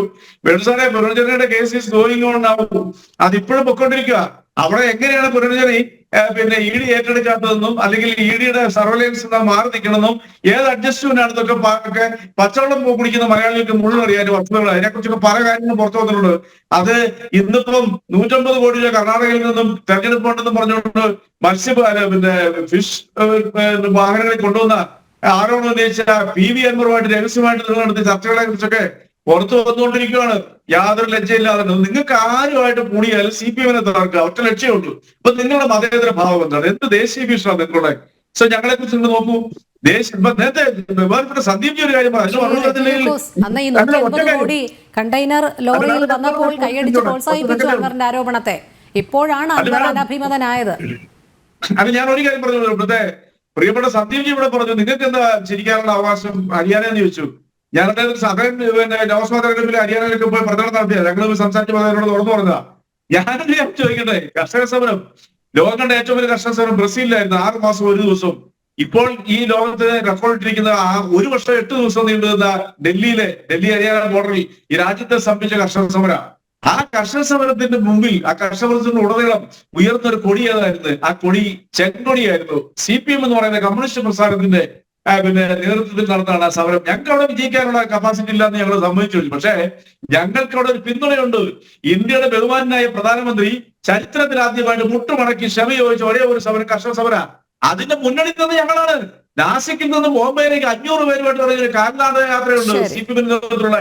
അത് മുംബൈയിലെത്തിയപ്പോ 35 ലക്ഷം അണിനിരുന്നത്. കാലിന്റെ അടിയിലും പറ്റിയൊക്കെ രക്തം പാർക്കുന്ന എത്ര കർഷകരെ കണ്ടു. അവിടെ അതിർത്തിയിൽ മഹാരാഷ്ട്രയുടെ അതിർത്തി ബോംബെ എന്ന് പറയുന്ന മഹാനഗരത്തിന്റെ അതിർത്തിയിൽ അന്നത്തെ BJPയുടെ മുഖ്യമന്ത്രി കാലിൽ കൈ പിടിച്ചില്ലേ? അതിന്റെ ആരുടെ കൂടെ ജനം നിന്നത് ഇടതുപക്ഷത്തിന്റെ കൂടെ. അപ്പോൾ സന്ദീപ് ജി മനസ്സിലാക്കുക, ഞങ്ങൾ ഇന്ത്യയിലെ പ്രബല കക്ഷിയാണെന്ന് ഞങ്ങൾ പറഞ്ഞത്. പക്ഷേ ഇന്ത്യയിലെ പ്രതിപക്ഷത്തിനെ കൂട്ടുനിർത്തി ഇത്തരം സമരങ്ങൾ ജനകീയ സമരങ്ങൾ മുന്നോട്ട് കൊണ്ടുപോകാനായിട്ട് ഞങ്ങളോട് കപ്പാസിറ്റിയുള്ള ഇന്ന് നിലവിൽ പ്രതിപക്ഷത്തോട് ഇല്ല. അതതിന് വസ്തുത. അത് സേനാപതി വേണു സാർ അംഗീകരിക്കുന്നതാണ് ഞാൻ പ്രതീക്ഷിക്കുന്നത്. അപ്പൊ അതുകൊണ്ട് നിങ്ങൾ ഇങ്ങനെയൊക്കെ പറയുമ്പോൾ നിങ്ങളുടെ കാലിന്റെ ചോട്ടിലെ മണ്ണും വെള്ളവും എല്ലാം മാറിക്കൊണ്ടിരിക്കുകയാണ്. ഹരിയാന ഉദാഹരണമായിട്ട് ഞാൻ പറഞ്ഞത് മാത്രമാണ്. എന്തുകൊണ്ടാണ് നിങ്ങൾ മഹാരാഷ്ട്ര തെരഞ്ഞെടുപ്പ് മാറ്റിവെച്ചത്? എന്തുകൊണ്ടാണ് മാറ്റിവെച്ചത്? സന്ദീപ് ജി അറിയാലോ, ഇന്ത്യയുടെ പ്രധാനമന്ത്രിക്ക് ഒരേ സമയം എല്ലായിടത്തും പോകാനുള്ള അസൗകര്യം ഉള്ളതുകൊണ്ട് അദ്ദേഹത്തിന് കൂടുതൽ സമയം മഹാരാഷ്ട്രയിൽ ചെലവഴിക്കുന്നതുകൊണ്ടാണ് ആ തെരഞ്ഞെടുപ്പ് മാറ്റിവെച്ചെന്നുള്ള വസ്തുതയാണ്. മഹാരാഷ്ട്ര നിങ്ങൾ തൂത്തുവാരപ്പെടും, നിങ്ങൾ തകർന്ന് അടിയും. നിങ്ങൾക്ക് ഒരു മിക്സി റാലിക്ക് പോലെ അത്ഭുതമില്ല. മഹാരാഷ്ട്ര തെരഞ്ഞെടുപ്പിനോട് അവിടെ ജനങ്ങളെ കാത്തിരിക്കൊണ്ടിരിക്കുക. അങ്ങനെ ഇന്ത്യയിലെ ജനങ്ങള് BJP എഴുതി തള്ളിക്കൊണ്ടിരിക്കുന്ന സമയത്ത് ഇന്ത്യൻ ജനാധിപത്യത്തെ തിരിച്ചു പിടിക്കാനായിട്ട് ഏറ്റവും കൂടുതൽ മുന്നിട്ടിറക്കിയ രാഷ്ട്രീയ പ്രസ്ഥാനങ്ങളിലൊന്ന് CPM. അതോടൊപ്പം കോൺഗ്രസ് കൊണ്ട് ഞങ്ങൾ അംഗീകരിക്കുന്നുണ്ട്. അതുകൊണ്ട് നിങ്ങൾ സ്വയം ചിന്തിക്കുക, നിങ്ങൾ ഇന്ന് തകർന്നുകൊണ്ടിരിക്കുക. ഇന്ത്യയിലെ ജനങ്ങൾ BJP എഴുതി തള്ളിക്കഴിഞ്ഞു, ഒരു കുഴപ്പമില്ല. പക്ഷെ കേരളത്തിൽ ഈ കോൺഗ്രസ്സുകാരുടെ സപ്പോർട്ടുകൊണ്ട് നിങ്ങൾക്ക് അക്കൗണ്ട് ഓപ്പൺ ചെയ്യാൻ പറ്റിയ ഒരു മന്ത്രിയെ കിട്ടി. ഇതാണ് അതിന്റെ വസ്തുത. ശരി, ശ്രീ സന്ദീപ് വാര്യർ, ഇവിടെ സുന്ദര പോലീസ് ഉദ്യോഗസ്ഥർക്കടക്കം മൊഴി നൽകുകയുണ്ടായി.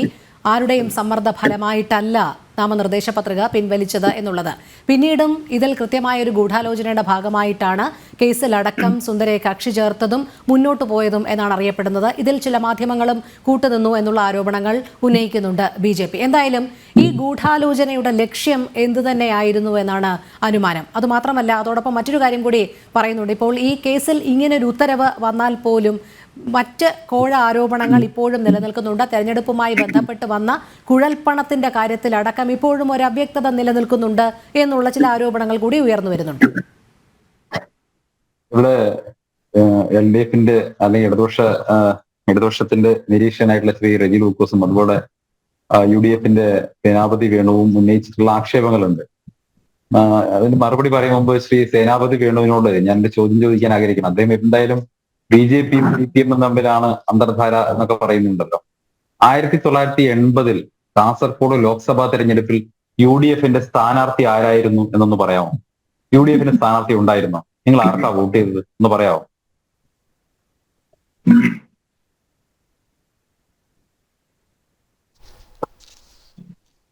1980 ആർക്കാ വോട്ട് ചെയ്തത്?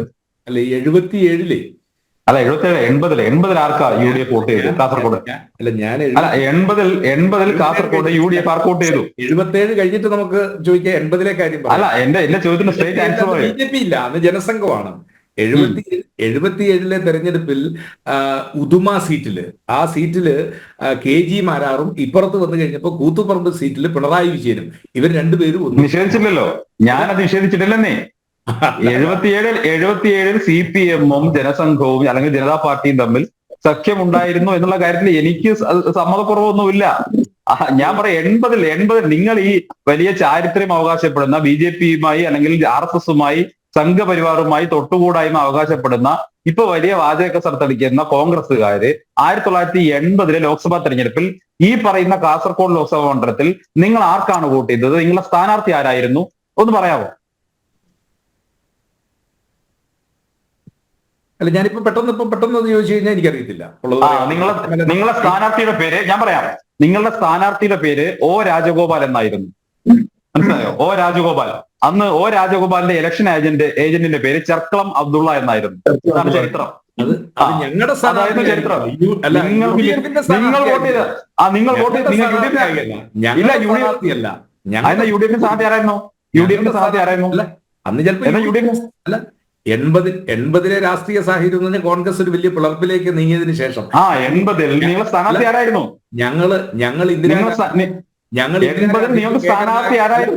ഞങ്ങൾ ഇന്ദിരാഗാന്ധിക്കും കെ കരുണാകരനും ഒപ്പം നിന്ന ആളുകളാണ്. ഞങ്ങളുടെ സ്ഥാനാർത്ഥിയായിട്ട് ഒരിക്കലും ഒ രാജഗോപാൽ വന്നിട്ടുമില്ല. ഞങ്ങൾ ഒ രാജഗോപാലിന് വേണ്ടിയിട്ട് തെരഞ്ഞെടുപ്പ് പുറത്തെടുപ്പിലും പോയിട്ടില്ല. അതാണ് ഞങ്ങൾ. സേനാപതി വേണു, താങ്കൾ ചരിത്രത്തെ നോക്കി കൊഞ്ഞനം കുത്തരുത്. താങ്കൾ തെറ്റായിട്ടുള്ള കാര്യം പറയുന്നു. 80-ൽ യു ഡി എഫ് പൂർണ്ണമായിട്ടും വോട്ട് ചെയ്ത് ഒ രാജഗോപാലാണ്. 1,90,000-ലധികം വോട്ട് ഒ രാജഗോപാൽ 2ാം സ്ഥാനത്ത് വന്ന് അവിടെ നേടി. 1ാം സ്ഥാനത്ത് CPM സ്ഥാനാർത്ഥി രാമറായിരുന്നു. രാമറായി 2,60,60,000 വോട്ടാണ് രാമറായിക്ക് കിട്ടിയെങ്കിൽ 1,90,000 വോട്ട് പിന്നെ ഒ രാജഗോപാൽ കിട്ടുന്നു. അന്ന് ഒ രാജഗോപാലിന്റെ ചീഫ് ഇലക്ഷൻ ഏജന്റിന്റെ പേര് ചെർക്കളം അബ്ദുള്ള എന്നാണ്. അല്ല സന്ദീപ് ജി, ചരിത്ര വസ്തുതയാണ്. എന്നെ ഒന്ന് വിയോജിക്കാൻ അനുവദിക്കുക. ഒ രാജഗോപാൽ ഒരു കാലഘട്ടത്തിലും UDF-ന്റെയോ കോൺഗ്രസിന്റെയോ പിന്തുണയോ കോൺഗ്രസിന്റെ സ്ഥാനാർത്ഥിയോ ആയിട്ടില്ല.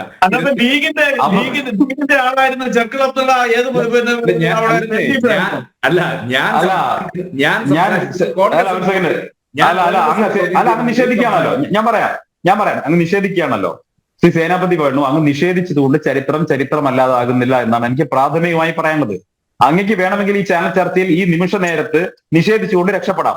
പക്ഷെ വസ്തുത എന്ന് പറയുന്നത് 980-ൽ ശ്രീ ഒ രാജഗോപാലിനായിരുന്നു UDF വോട്ട് ചെയ്ത്. UDF-ന് സ്ഥാനാർത്ഥി ഉണ്ടായിരുന്നില്ല. കോൺഗ്രസിന് കൈപ്പത്തിച്ചിന് സ്ഥാനാർത്ഥി ഉണ്ടായിരുന്നില്ല. ലീഗിന് കോണിച്ചിന് സ്ഥാനാർത്ഥി ഉണ്ടായിരുന്നില്ല. നിങ്ങൾ അന്ന് വോട്ട് ചെയ്തത് ഒ രാജഗോപാലിനായിരുന്നു. അത് സത്യമാണ്. ചെർക്കളം അബ്ദുള്ള ഇലക്ഷൻ ഏജന്റ് ആയിരുന്നു. അതും സത്യമാണ്. ഇനി മറ്റൊരു കാര്യം, അവിടെ LDF-ന്റെ പ്രതിനിധി നമ്മുടെ റജീവ് ലൂക്കോസ് ഇരിക്കുന്നുണ്ടല്ലോ. അദ്ദേഹത്തിന് ഇക്കാര്യത്തിൽ എന്താണ് ഇത്ര പറയാൻ അർഹതയുള്ളത്?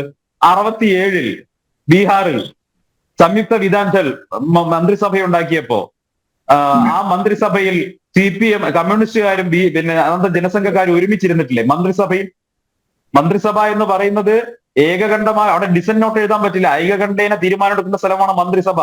ആ മന്ത്രിസഭയിൽ കമ്മ്യൂണിസ്റ്റുകാരും ജനസംഘക്കാരും ഒരുമിച്ചുണ്ടായിട്ടില്ലേ? കർപ്പൂരി താക്കൂർ ഉപമുഖ്യമന്ത്രിയായ മന്ത്രിസഭയിൽ 67 ആദ്യമായിട്ട് സംയുക്ത വിധാൻചലിന് തന്നെ ബംഗാളിൽ മന്ത്രിസഭ വന്നപ്പോ ഇടതുപക്ഷം ആദ്യമായി അവിടെ ബംഗാളിൽ വന്ന സമയത്ത് അന്നത്തെ ജനസംഘത്തിന്റെ ഏക MLA-യുടെ പിന്തുണ നിങ്ങൾക്കായിരുന്നല്ലേ? അന്ന് കോൺഗ്രസ് അവിടുത്തെ ഏറ്റവും പ്രധാനപ്പെട്ട പാർട്ടിയായിരുന്നു. അന്ന് നിങ്ങൾക്ക് 6-7 സംസ്ഥാനങ്ങളിൽ ജനസംഘത്തോടൊപ്പം ഇരിക്കാൻ ഒരു പ്രശ്നം ഉണ്ടായിരുന്നില്ലല്ലോ. RSS-കാരോടൊപ്പം ഇരിക്കാൻ ഒരു പ്രശ്നം ഉണ്ടായിരുന്നല്ലോ. അന്നും ഒ രാജഗോപാൽ 80-ലും ഒ രാജഗോപാൽ RSS-കാരനാണ്. 67-ലും ഈ ജനസംഘക്കാരൊക്കെ RSS-കാരാണ്. അപ്പൊ നിങ്ങൾക്ക് രണ്ടു കൂട്ടർക്കും ഒരു കാലത്തും ഞങ്ങളുമായി യോജിക്കാൻ ഒരു പ്രയാസം ഉണ്ടായിട്ടില്ല. ഇപ്പൊ ഇരുന്നിട്ട് ഈ അഡ്ജസ്റ്റ്മെന്റിന്റെ കാര്യവും അതല്ലെങ്കിൽ ഞങ്ങൾ സഹായം തേടി എന്നുള്ള കാര്യമൊന്നും പറയരുത്. ചരിത്രം അറിയാത്ത ആളുകളുടെ മുന്നിൽ, ഇപ്പോഴത്തെ തലമുറയുടെ മുന്നിൽ പിടിച്ചു നിൽക്കാൻ വേണ്ടി നിങ്ങൾക്ക് കള്ളം പറയാൻ സാധിക്കും. പക്ഷേ കുട്ടികളുടെ കയ്യിലൊക്കെ മൊബൈൽ ഫോൺ ഉണ്ട്, ഗൂഗിളിൽ പരിശോധിക്കാൻ സാധിക്കും. ഇത് കണ്ടുകൊണ്ടിരിക്കുന്ന രാഷ്ട്രീയ വിദ്യാർത്ഥികളുണ്ട്.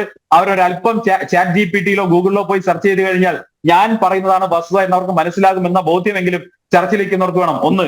രണ്ടാമത്തെ കാര്യം, താങ്കൾ സൂചിപ്പിച്ച് കൊടകരയുടെ കാര്യം പറഞ്ഞു. കൊടകര കേസ് 2 കൊല്ലം പിണറായി വിജയന്റെ പോലീസ് അന്വേഷിച്ചു. കെ സുരേന്ദ്രന്റെ രോമത്ത് തൊടാൻ പറ്റിയില്ല. ഇവര് പറഞ്ഞ സ്ഥലത്ത് മുഴുവൻ സുരേന്ദ്രൻ എത്തി. ചോദിച്ച ചോദ്യങ്ങൾക്ക് മുഴുവൻ മണിക്കൂറുകളോ നിന്നും മറുപടി നൽകി. എന്നിട്ട് എന്തേ സുരേന്ദ്രനെ പ്രതികർക്കാൻ പറ്റാതിരുന്നത്? അപ്പൊ നിങ്ങൾക്ക് കഴിയാതെ വന്നു എന്നുള്ളതാണ് വസ്തു. ഒന്ന്.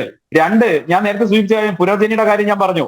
പുനർജനിയുടെ കാര്യത്തിലും CPM-ന്റെ ആനുകൂല്യം പറ്റിയിട്ടുണ്ട് VD സതീശൻ. 2, INTUC-യുടെ ചന്ദ്രശേഖരന്റെ കാര്യം. CBI കണ്ടെത്തി കോടിക്കണക്കിന് രൂപയുടെ അഴിമതി കശുവണ്ടി ഇടപാടുമായി ബന്ധപ്പെട്ട് നടന്നുവെന്ന് CBI അന്വേഷിച്ച് കണ്ടെത്തി. എങ്ങനെ കണ്ടെത്തി? മേഴ്സിക്കുട്ടി അടക്കമുള്ള കൊല്ലത്തെ CPM നേതാക്കന്മാർ നിരന്തരമായി സമരം ചെയ്തിട്ടാണ് അന്വേഷണം ഉണ്ടായത്. ആ അന്വേഷണത്തിന്റെ ഭാഗമായി ചന്ദ്രശേഖരൻ അഴിമതിക്കാരനാണെന്ന് 500 കോടിയുടെ അഴിമതി നടത്തുമെന്ന് ആക്ഷേപിച്ചിട്ടുള്ള പിണറായി വിജയനും മേഴ്സിക്കുട്ടിയുമായും അധികാരത്തിലിരിക്കുന്ന കാലത്ത് തന്നെ ഈ CBI കൊടുത്തിട്ടുള്ള കുറ്റപത്രത്തിൽ, അതല്ലെങ്കിൽ CBI-യുടെ പ്രോസിക്യൂഷൻ അനുമതി ഈ സംസ്ഥാന സർക്കാർ നിഷേധിക്കുകയാണ്. ചന്ദ്രശേഖരനെ സംരക്ഷിക്കുകയാണ്.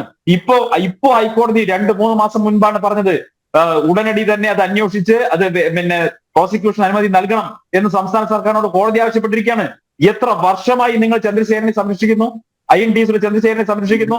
നിങ്ങൾ തമ്മിലല്ലേ അന്തർധാരയുള്ളത്? ഈ സംസ്ഥാനം കണ്ട ഏറ്റവും വലിയ അഴിമതി കശുവണ്ടി അഴിമതി എന്ന് നിങ്ങൾ ആക്ഷേപിച്ചിട്ടുള്ള അഴിമതി, അതിൽ INTU സംസ്ഥാന പ്രസിഡന്റ് ചന്ദ്രശേഖരനെ സംരക്ഷിക്കാൻ CPM എന്താണ് ഇത്ര വ്യഗ്രത? നിങ്ങൾ തമ്മിൽ അഡ്ജസ്റ്റ്മെന്റ് ഉള്ളത്? എങ്ങനെ സോളാർ കേസും TP കേസും പരസ്പരം ഒത്തുതീർന്നു? ഇതൊന്നും മനുഷ്യർ അറിയില്ല, ജനങ്ങൾക്ക് അറിയില്ല എന്ന് നിങ്ങൾ അങ്ങ് കരുതുകയാണോ? നിങ്ങൾ ഒരു മുന്നണിയല്ലേ? ഒന്നുമില്ലെങ്കിലും നിങ്ങൾ രണ്ടു കൂട്ടരും ഒരൊറ്റ മുന്നണിയുടെ ഭാഗമല്ലേ? ഇന്ത്യ മുന്നണിയുടെ ഭാഗമല്ലേ? ഇനിയിപ്പോ നാളെ പിണറായി വിജയനെതിരെ ഏതെങ്കിലും ഒരു വിഷയത്തിൽ കേന്ദ്ര ഏജൻസി ഒരു അറസ്റ്റിലേക്ക് നീങ്ങുന്ന സാഹചര്യം ഉണ്ടായി കഴിഞ്ഞാൽ ആദ്യം പ്രതിഷേധവും എത്തുന്നത് സേനാപതി വേണുവിന്റെ പാർട്ടിയുടെ അഖിലേന്ത്യാ നേതാക്കന്മാരായിരിക്കില്ലേ? രാഹുൽ ഗാന്ധി ആയിരിക്കില്ലേ? ഇത് രാഷ്ട്രീയ പകപോകയാണെന്ന് പറയില്ലേ? അപ്പൊ നിങ്ങൾ തമ്മിൽ ഡൽഹിയിൽ അന്തർധാര സജീവമായിരിക്കുന്നു, ഒരു മുന്നണിയുടെ ഭാഗമായിരിക്കുന്നു എന്നിട്ട് ഞങ്ങളെ അനാവശ്യമായിട്ട് കുറ്റപ്പെടുത്തുന്നു. ഞങ്ങളുടെ രാഷ്ട്രീയ വിജയത്തിന്റെ, ഞങ്ങൾ നേടിയിട്ടുള്ള തൃശ്ശൂർ അടക്കം നേടിയിട്ടുള്ള രാഷ്ട്രീയ വിജയത്തിന്റെ യശസ് ഇടിക്കാൻ വേണ്ടി, അതിന്റെ തിളക്കം കുറയ്ക്കാൻ വേണ്ടി അർത്ഥമില്ലാത്ത ആരോപണങ്ങൾ ഉന്നയിക്കുന്നു. ഇവിടെ സുരേന്ദ്രൻ എന്ന് പറയുന്ന നേതാവിനെതിരെ കേരളത്തിൽ സമാനതകളില്ലാത്ത വേട്ടയാടലുണ്ടായില്ലേ? ശബരിമലയുടെ പേരിൽ എത്ര നൂറുകണക്കിന് കേസല്ലേ സുരേന്ദ്രനെതിരെ എടുത്തത്? കാസർഗോഡ് മുതൽ തിരുവനന്തപുരം വരെ നടന്ന എല്ലാ പ്രതിഷേധ സമരങ്ങളുടെയും പേരിൽ സുരേന്ദ്രനെ പ്രതിയേർത്തില്ലേ? നൂറുകണക്കിന് കേസിൽ പ്രതിയേർത്തില്ലേ? എത്ര കാലം നിങ്ങൾ ജയിലിലടച്ചു, വേട്ടയാടി? ഈ ഒന്നിലധികം കേസുകൾ, എത്ര കേസുകൾ? എങ്ങനെ SC അട്രോസിറ്റീസ് ആക്ട് സുരേന്ദ്രനെതിരെ എടുക്കാൻ സാധിക്കുന്നു? ഒരു രാഷ്ട്രീയ നേതാവിനെതിരെ രാഷ്ട്രീയ ആരോപണത്തിൽ എങ്ങനെയാണ് SC അട്രോസിറ്റീസ് ആക്ട് നിൽക്കുന്നത്? അപ്പൊ വൈരാഗ്യം തീർക്കാനായിരുന്നു, രാഷ്ട്രീയ വൈരാഗ്യം തീർക്കാനായിരുന്നു ഈ കേസുകൾ എന്നുള്ളത് കോടതിക്ക് വ്യക്തമായിട്ടാണ്. ഈ രാജ്യത്തെ കോടതിയാണ് സുരേന്ദ്രനെ അതിൽ അക്വിറ്റ് ചെയ്തിരിക്കുന്നത്, ആ കേസ് ക്വാഷ് ചെയ്തിരിക്കുന്നത്. ഇനിയും നിങ്ങൾക്ക് ന്യായം പറഞ്ഞ് പിടിച്ചു നിൽക്കാൻ സാധിക്കില്ല. നിങ്ങൾ ഇത്രയും കാലം ചെയ്തിട്ടുള്ള ഈ BJP വിരുദ്ധ, സുരേന്ദ്രൻ വിരുദ്ധ പ്രചരണം ഉണ്ടല്ലോ, പ്രചണ്ഡമായിട്ടുള്ള പ്രചരണം ഉണ്ടല്ലോ, അതിന് സമസ്താപരാധം പറയേണ്ട ദിവസമാണിന്ന്. ആ സമസ്താപരാധം പറയാനുള്ള മനസ്കതയാണ് നിങ്ങൾ കാണിക്കേണ്ടത്. ശരി, മുതിർന്ന അഭിഭാഷകനായ അഡ്വക്കേറ്റ് K. രാംകുമാർ കൂടി നമ്മോടൊപ്പം ചേരുന്നുണ്ട്. അദ്ദേഹത്തിലേക്ക് എത്താം ഒരു ചെറിയ ഇടവേളയ്ക്ക് ശേഷം.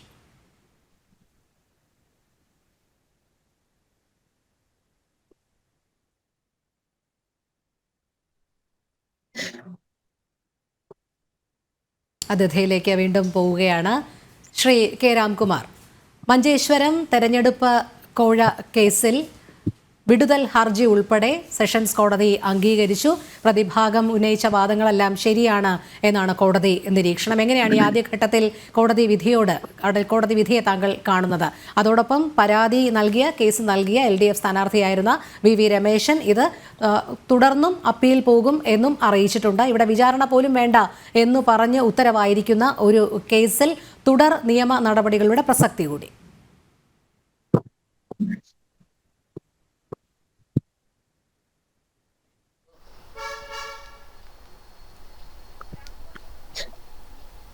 ശ്രീ K. രാംകുമാർ, താങ്കൾക്ക് കേൾക്കാൻ കഴിയുന്നുണ്ടോ? സാങ്കേതിക തടസ്സങ്ങളുണ്ട് എന്ന് തോന്നുന്നു. ശ്രീ K. രാംകുമാർ, ഇവിടെ K. സുരേന്ദ്രൻ ഉൾപ്പെടെ 6 നേതാക്കളാണ് മഞ്ചേശ്വരം തെരഞ്ഞെടുപ്പ് കോഴ വിവാദവുമായി ബന്ധപ്പെട്ടുള്ള കേസിൽ നിന്ന് കുറ്റവിമുക്തരായിരിക്കുന്നത്. കാസർഗോഡ് സെഷൻസ് കോടതിയാണ് വിധി പറഞ്ഞത്. പ്രതിഭാഗത്തിന്റെ വിടുതൽ ഹർജിയിലാണ് കോടതിയുടെ ഉത്തരവ്. ഇതിൽ അപ്പീൽ പോകും എന്ന് കേസിൽ കക്ഷി ചേർന്നിട്ടുള്ള VV രമേശൻ പറഞ്ഞിട്ടുണ്ട്.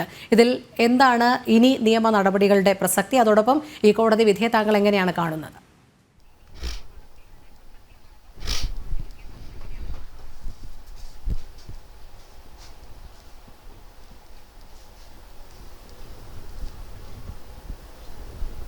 സാങ്കേതിക തകരാറുകളുണ്ട്, അദ്ദേഹത്തിലേക്ക് എത്താൻ കഴിയുന്നില്ല. റെജി ലൂക്കോസിലേക്ക് വീണ്ടും പോവുകയാണ്. ശ്രീ റെജി ലൂക്കോസ്, ഇവിടെ അന്തർധാരയും ആരോപണ പ്രത്യാരോപണങ്ങളുമൊക്കെ ഉന്നയിക്കുന്നതിലുപരി ഈ കേസിൽ VV രമേശൻ ഉന്നയിച്ച ആരോപണങ്ങളെല്ലാം വസ്തുതാവിരുദ്ധമാണ് എന്നാണ് പ്രഥമ ദൃഷ്ട്യാ കോടതിക്ക് ബോധ്യമായിരിക്കുന്നതും പ്രതിഭാഗത്തിന്റെ വാദങ്ങളൊക്കെ ശരിവച്ചിരിക്കുന്നതും കേസിൽ വിടുതൽ ഹർജി അംഗീകരിച്ചിരിക്കുന്നതും സുരേന്ദ്രൻ ഉൾപ്പെടെ 6 നേതാക്കൾ കുറ്റവിമുക്തരായിരിക്കുന്നതും. ഇനിയും തുടർന്നും അപ്പീൽ പോകും എന്ന് പറയുന്നത് തികച്ചും അഭിമാന പ്രശ്നമായി മാത്രം കാണുന്നതല്ലേ? അതല്ലാതെ തങ്ങൾ തോറ്റുപോയി എന്നുള്ള ഒരു ഉത്ബോധമുണ്ടോ ഈ കാര്യത്തിൽ? അല്ല, ഇന്ത്യൻ നിയമവ്യവസ്ഥ അംഗീകരിച്ചിരിക്കുന്ന ഇന്ത്യൻ നിയമത്തിന്റെ ഏറ്റവും വലിയ സാങ്ക്ടിറ്റി അല്ലേ ഒരു കേസിൽ കീഴ്ക്കോടതിയുടെ വിധിയെ ചോദ്യം ചെയ്തതോ അപ്പർ കോടതിയിൽ പോകുന്നുള്ളത്? അത് സ്വാഭാവികമല്ലേ? അത് അങ്ങനെ ചെയ്തിട്ടുണ്ടെങ്കിലല്ലേ ഉള്ളൂ നമ്മൾ ജനാധിപത്യത്തോടെ ഇന്ത്യൻ നിയമവ്യവസ്ഥയോട് കൂടുതലുണ്ടായിരിക്കുന്ന ആ ഒരു വിഭാഗമാണെന്നുള്ള ആരോപണം പേരുടെ വരിക. അത് സ്വാഭാവികമാണ്. കോടതികളൊക്കെ ഇപ്പൊ ഞാൻ പറയാം, ഇപ്പൊ നമ്മുടെ വധശിക്ഷയ്ക്ക് പോലും വിധിച്ചിട്ടുള്ള കേസുകളുണ്ട്. വെറുതെ വിട്ട പ്രതിക്ക് ഇന്ത്യയിൽ വധശിക്ഷയ്ക്ക് വിധിച്ച ചരിത്രങ്ങളുണ്ട്.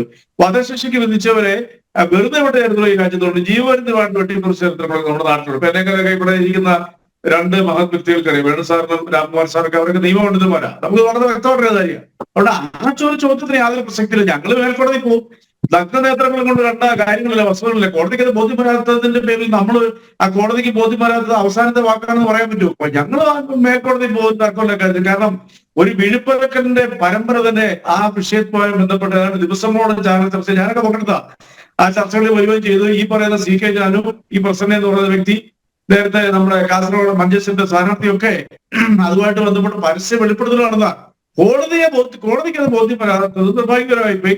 കോടതിക്ക് ബോധ്യം വരാത്തതിന്റെ പേരിൽ അപ്പർ കോടതിയിലേക്ക് പോകുന്ന അഭിമാന പ്രശ്നമാണെന്ന് ചോദിക്കുന്നത് ഒരു അഭിമാന പ്രശ്നമാണെന്നുണ്ട്, അത് സംശയിക്കാനൊന്നുമില്ല. എല്ലാം അങ്ങനെയാണല്ലോ. അപ്പൊ അതുകൊണ്ട് ആ കാര്യത്തിൽ യാതൊരു സംശയമില്ല. മേൽക്കോടതി അനുകൂലമായ വിധി വരുമെന്ന് ഞങ്ങൾ ഉറച്ചു വിശ്വസിക്കുന്നു. ഒരു തർക്കമില്ല കാര്യത്തിൽ. ഇപ്പൊ നമ്മൾ ഉദാഹരണം പറയാം, നമ്മുടെ പെരിന്തൽമണ്ണ എന്ന് ജയിച്ച മുസ്ലിം ലീഗിന്റെ സ്ഥാനാർത്ഥി 34 വോട്ടിനാണ് ജയിച്ചിരിക്കുന്നത്. അത് തീർപ്പ് കൽപ്പിച്ചെങ്ങനെ 1200 വോട്ട് ഉണ്ടാകുന്ന. ഇവിടെ ഉയരുന്ന ഒരു സംശയം എന്ന് പറയുന്നത്, ഈ നാമനിർദ്ദേശ പത്രിക പിൻവലിക്കുന്ന സമയത്തല്ലായിരുന്നു പ്രശ്നങ്ങൾ ഉണ്ടായത്. പിന്നീട് ഇത് വിവാദമാക്കാനുള്ള ഒരു ബോധപൂർവമായ നീക്കം നടക്കുകയും വിവാദം ഉണ്ടാകുകയും ചെയ്തതിന് ശേഷമാണ് പിന്നെ നിയമ നടപടികളിലേക്ക് പോയത്. അതിലാണ് ഒരു ആശയക്കുഴപ്പവും ഗൂഢാലോചനയുണ്ട് എന്നുള്ളതും വെളിവാകുന്നത്. വസ്തുത കേരളത്തിലെ മാധ്യമങ്ങളാണ് ഇത് പുറത്തേക്ക് കൊണ്ടുവന്നത്. ആദ്യം കാസർഗോഡ് ഒരു ഓഡിയോ ക്ലിപ്പ് വന്നു, പിന്നെ ആ സ്ഥാനാർത്ഥി പിൻവലിക്കണം നിർബന്ധിച്ച വ്യക്തി പുറത്തു കൊണ്ടുവന്നു. ഇതൊന്നും ഞങ്ങൾ കൊണ്ടുവന്നല്ല, പല കാര്യങ്ങളും നിങ്ങളെപ്പോലുള്ള മാധ്യമങ്ങളാണ് പുറത്തുകൊണ്ടിരുന്നത്. കാരണം ഏറ്റവും നല്ലൊരു ഇൻവെസ്റ്റിഗേഷൻ നടത്തുന്നതില് നിയമവ്യവസ്ഥയുടെ അപ്പുറത്ത് പറയുകയാണെങ്കിൽ അത് മാധ്യമങ്ങൾ തന്നെയാണ്.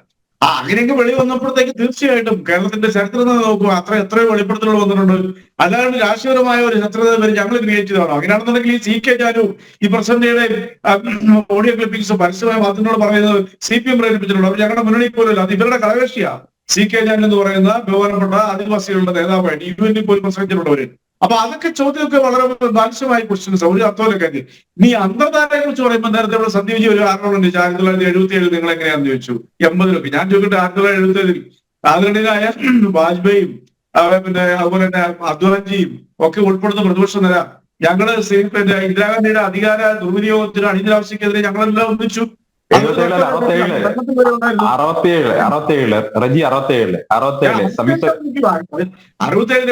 ശേഷം എത്ര വെള്ളങ്ങൾ പുഴയിലൂടെ ഒഴുകിപ്പോയി. അതിന്റെ സംഭവിച്ചു. ഇന്നലകളിൽ ജനാധിപത്യത്തിന് വേണ്ടി വാദിക്കുന്ന പലരുമായിട്ട് കൂട്ടുകെട്ടുണ്ടായിട്ടുണ്ട്. അതിന് അല്ലത് ഏറ്റവും പ്രധാനപ്പെട്ട ചോദ്യം 77 ഇവിടെ പലരും ഉന്നയിക്കുന്ന ചോദ്യം അത്. കാലഘട്ടത്തിലൊക്കെ ആ വിശകലനത്തെ കുറിച്ച് നമുക്ക് പോകേണ്ട ആവശ്യമുണ്ടോ? കാരണം അനിവാര്യ ഘടകമായിരുന്നു. 67 ജനാധിപത്യത്തെ തിരിച്ചു പിടിക്കുന്ന എന്ത് കാര്യമുണ്ടായിരുന്നു? 67 എങ്ങനെയാണ് സംയുക്ത വിധാനസഭ ഉണ്ടായത്? എങ്ങനെയാണ് അവിടെ ഒരുമിച്ച് മത്സരിച്ച് ഒരുമിച്ച് മന്ത്രിസഭയിൽ ഉണ്ടായത്? അത് പറഞ്ഞാൽ മതി. അന്ന് ഇന്ദിരാഗാന്ധി ഇല്ലല്ലോ, അന്ന് ഇന്ദിരാഗാന്ധി ഏകാധിപത്യം ഇല്ലല്ലോ, അടിയന്തരാവസ്ഥയ്ക്ക് മുൻപല്ലേ അത്. അല്ലാതെ ആ ചരിത്രമൊക്കെ എനിക്കറിയാതെ അങ്ങനെ പല സംസ്ഥാനങ്ങളിലും സമ്മതിച്ചാൽ മതി. അതായത് അല്ല റജി ഒരു സെക്കൻഡ്, റജി ഒരു സെക്കൻഡ്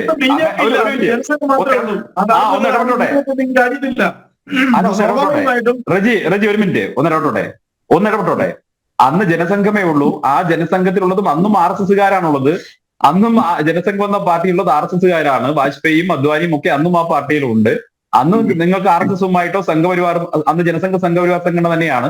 ആ പരിവാർ സംഘടനയുമായിട്ട് രാഷ്ട്രീയ സഖ്യം ഉണ്ടാക്കാനോ മന്ത്രിസഭയിൽ ഒരുമിച്ചിരിക്കാനോ പോലും നിങ്ങൾക്ക് ഒരു വൈമനസ്യോ വൈക്ലബ്യോ ഉണ്ടായിരുന്നില്ല എന്നുള്ളത് തുറന്ന് സമ്മതിച്ചാൽ മതി.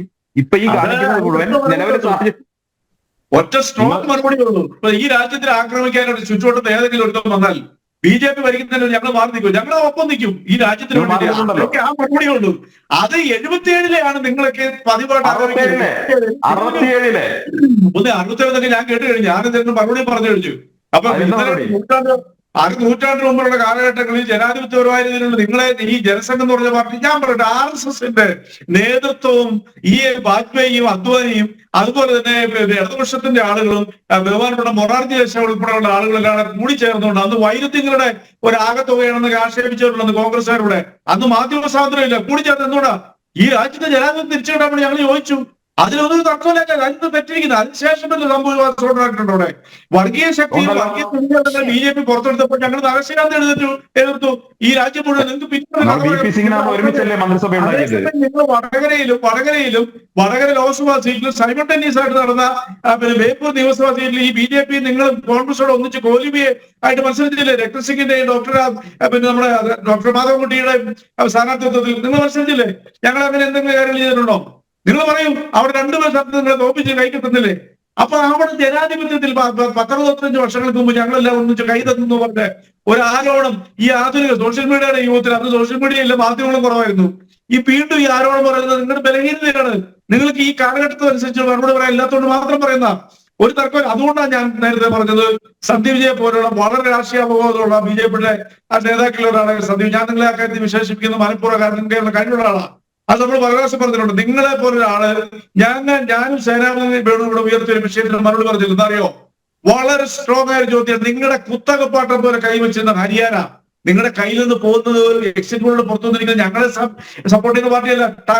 ടൈംസ് അതുപോലെ റിപ്പബ്ലിക്കാണ് ഞാൻ ചർച്ചയ്ക്ക് വരുന്നതാണ്. അതുപോലെ തന്നെയാണ് നിങ്ങളുടെ കൊഴിലോത്ത് മാധ്യമമായ NDTV, ഈ 3 TV പുറത്തു വിട്ടിരിക്കുക എക്സിറ്റ് പോളിൽ കാണിച്ചിരിക്കുന്നത് എന്താ? എന്തുകൊണ്ട് സത്യം മറുപടി? എന്തുകൊണ്ട് അവിടെ ജനങ്ങളെ BJP എഴുതിത്തള്ളുന്നു? ഞാൻ ഇപ്പൊ നേരത്തെ പറഞ്ഞ കാരണം അതിന്റെ കാരണം ജനാധിപത്യത്തിൽ ജനങ്ങൾക്ക് ഒരു വലിയ അവകാശമുണ്ട്.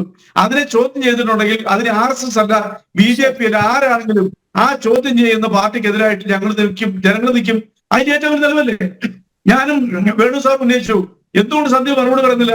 മഹാരാഷ്ട്രയിലെ കാര്യത്തിൽ എന്തുകൊണ്ട് മറുപടി പറയുന്നില്ല? മഹാരാഷ്ട്രയിലെ പ്രീപോൾ സർവേകൾ പലതും പുറത്തു വന്നില്ലേ?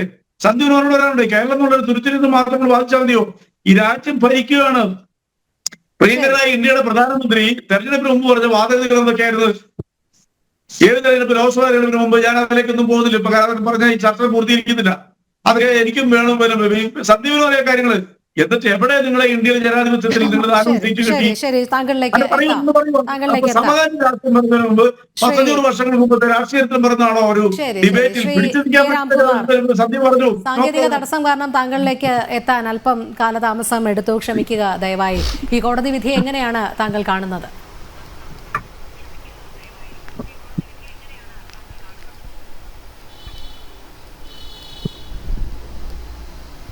ഹലോ, ശ്രീ കെ രാംകുമാർ കേൾക്കുന്നുണ്ടോ? കേൾക്കുന്നുണ്ട്.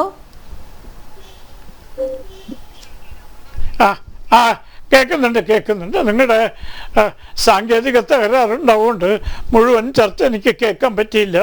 പക്ഷേ ഇവിടെ കാര്യങ്ങൾ വളരെ അവിതർക്കിതമാണ്. ഒരു രാഷ്ട്രീയ പ്രേരണയാണെന്ന് പ്രകടമായി മനസ്സിലാക്കുന്ന രീതിയിൽ നമ്മുടെ ജനാധിപത്യ സംവിധാനത്തിലെ സുപ്രധാന ഘടകമായ കോടതികളെ ദുരുപയോഗപ്പെടുത്തിക്കൊണ്ട് രാഷ്ട്രീയ ലക്ഷ്യം നേടാനുള്ള ഒരു പരിശ്രമമാണ് പരാജയപ്പെട്ടത്. ഇതിൽ പ്രത്യേകം പ്രസ്താവ്യമായൊരു കാര്യമുണ്ട്. കോടതി ഒരു ചാർജ് ഫ്രെയിം ചെയ്യാനോ വിചാരണ നടത്താൻ പോലും അർഹിക്കുന്നില്ല എന്ന് പ്രസ്താവിച്ചുകൊണ്ടാണ് 6 പേരെയും ഡിസ്ചാർജ് ചെയ്തത്. ഡിസ്ചാർജ് കാരണം അക്വിറ്റ് ചെയ്തത്, വിട്ടുവിടുക ചെയ്തത്.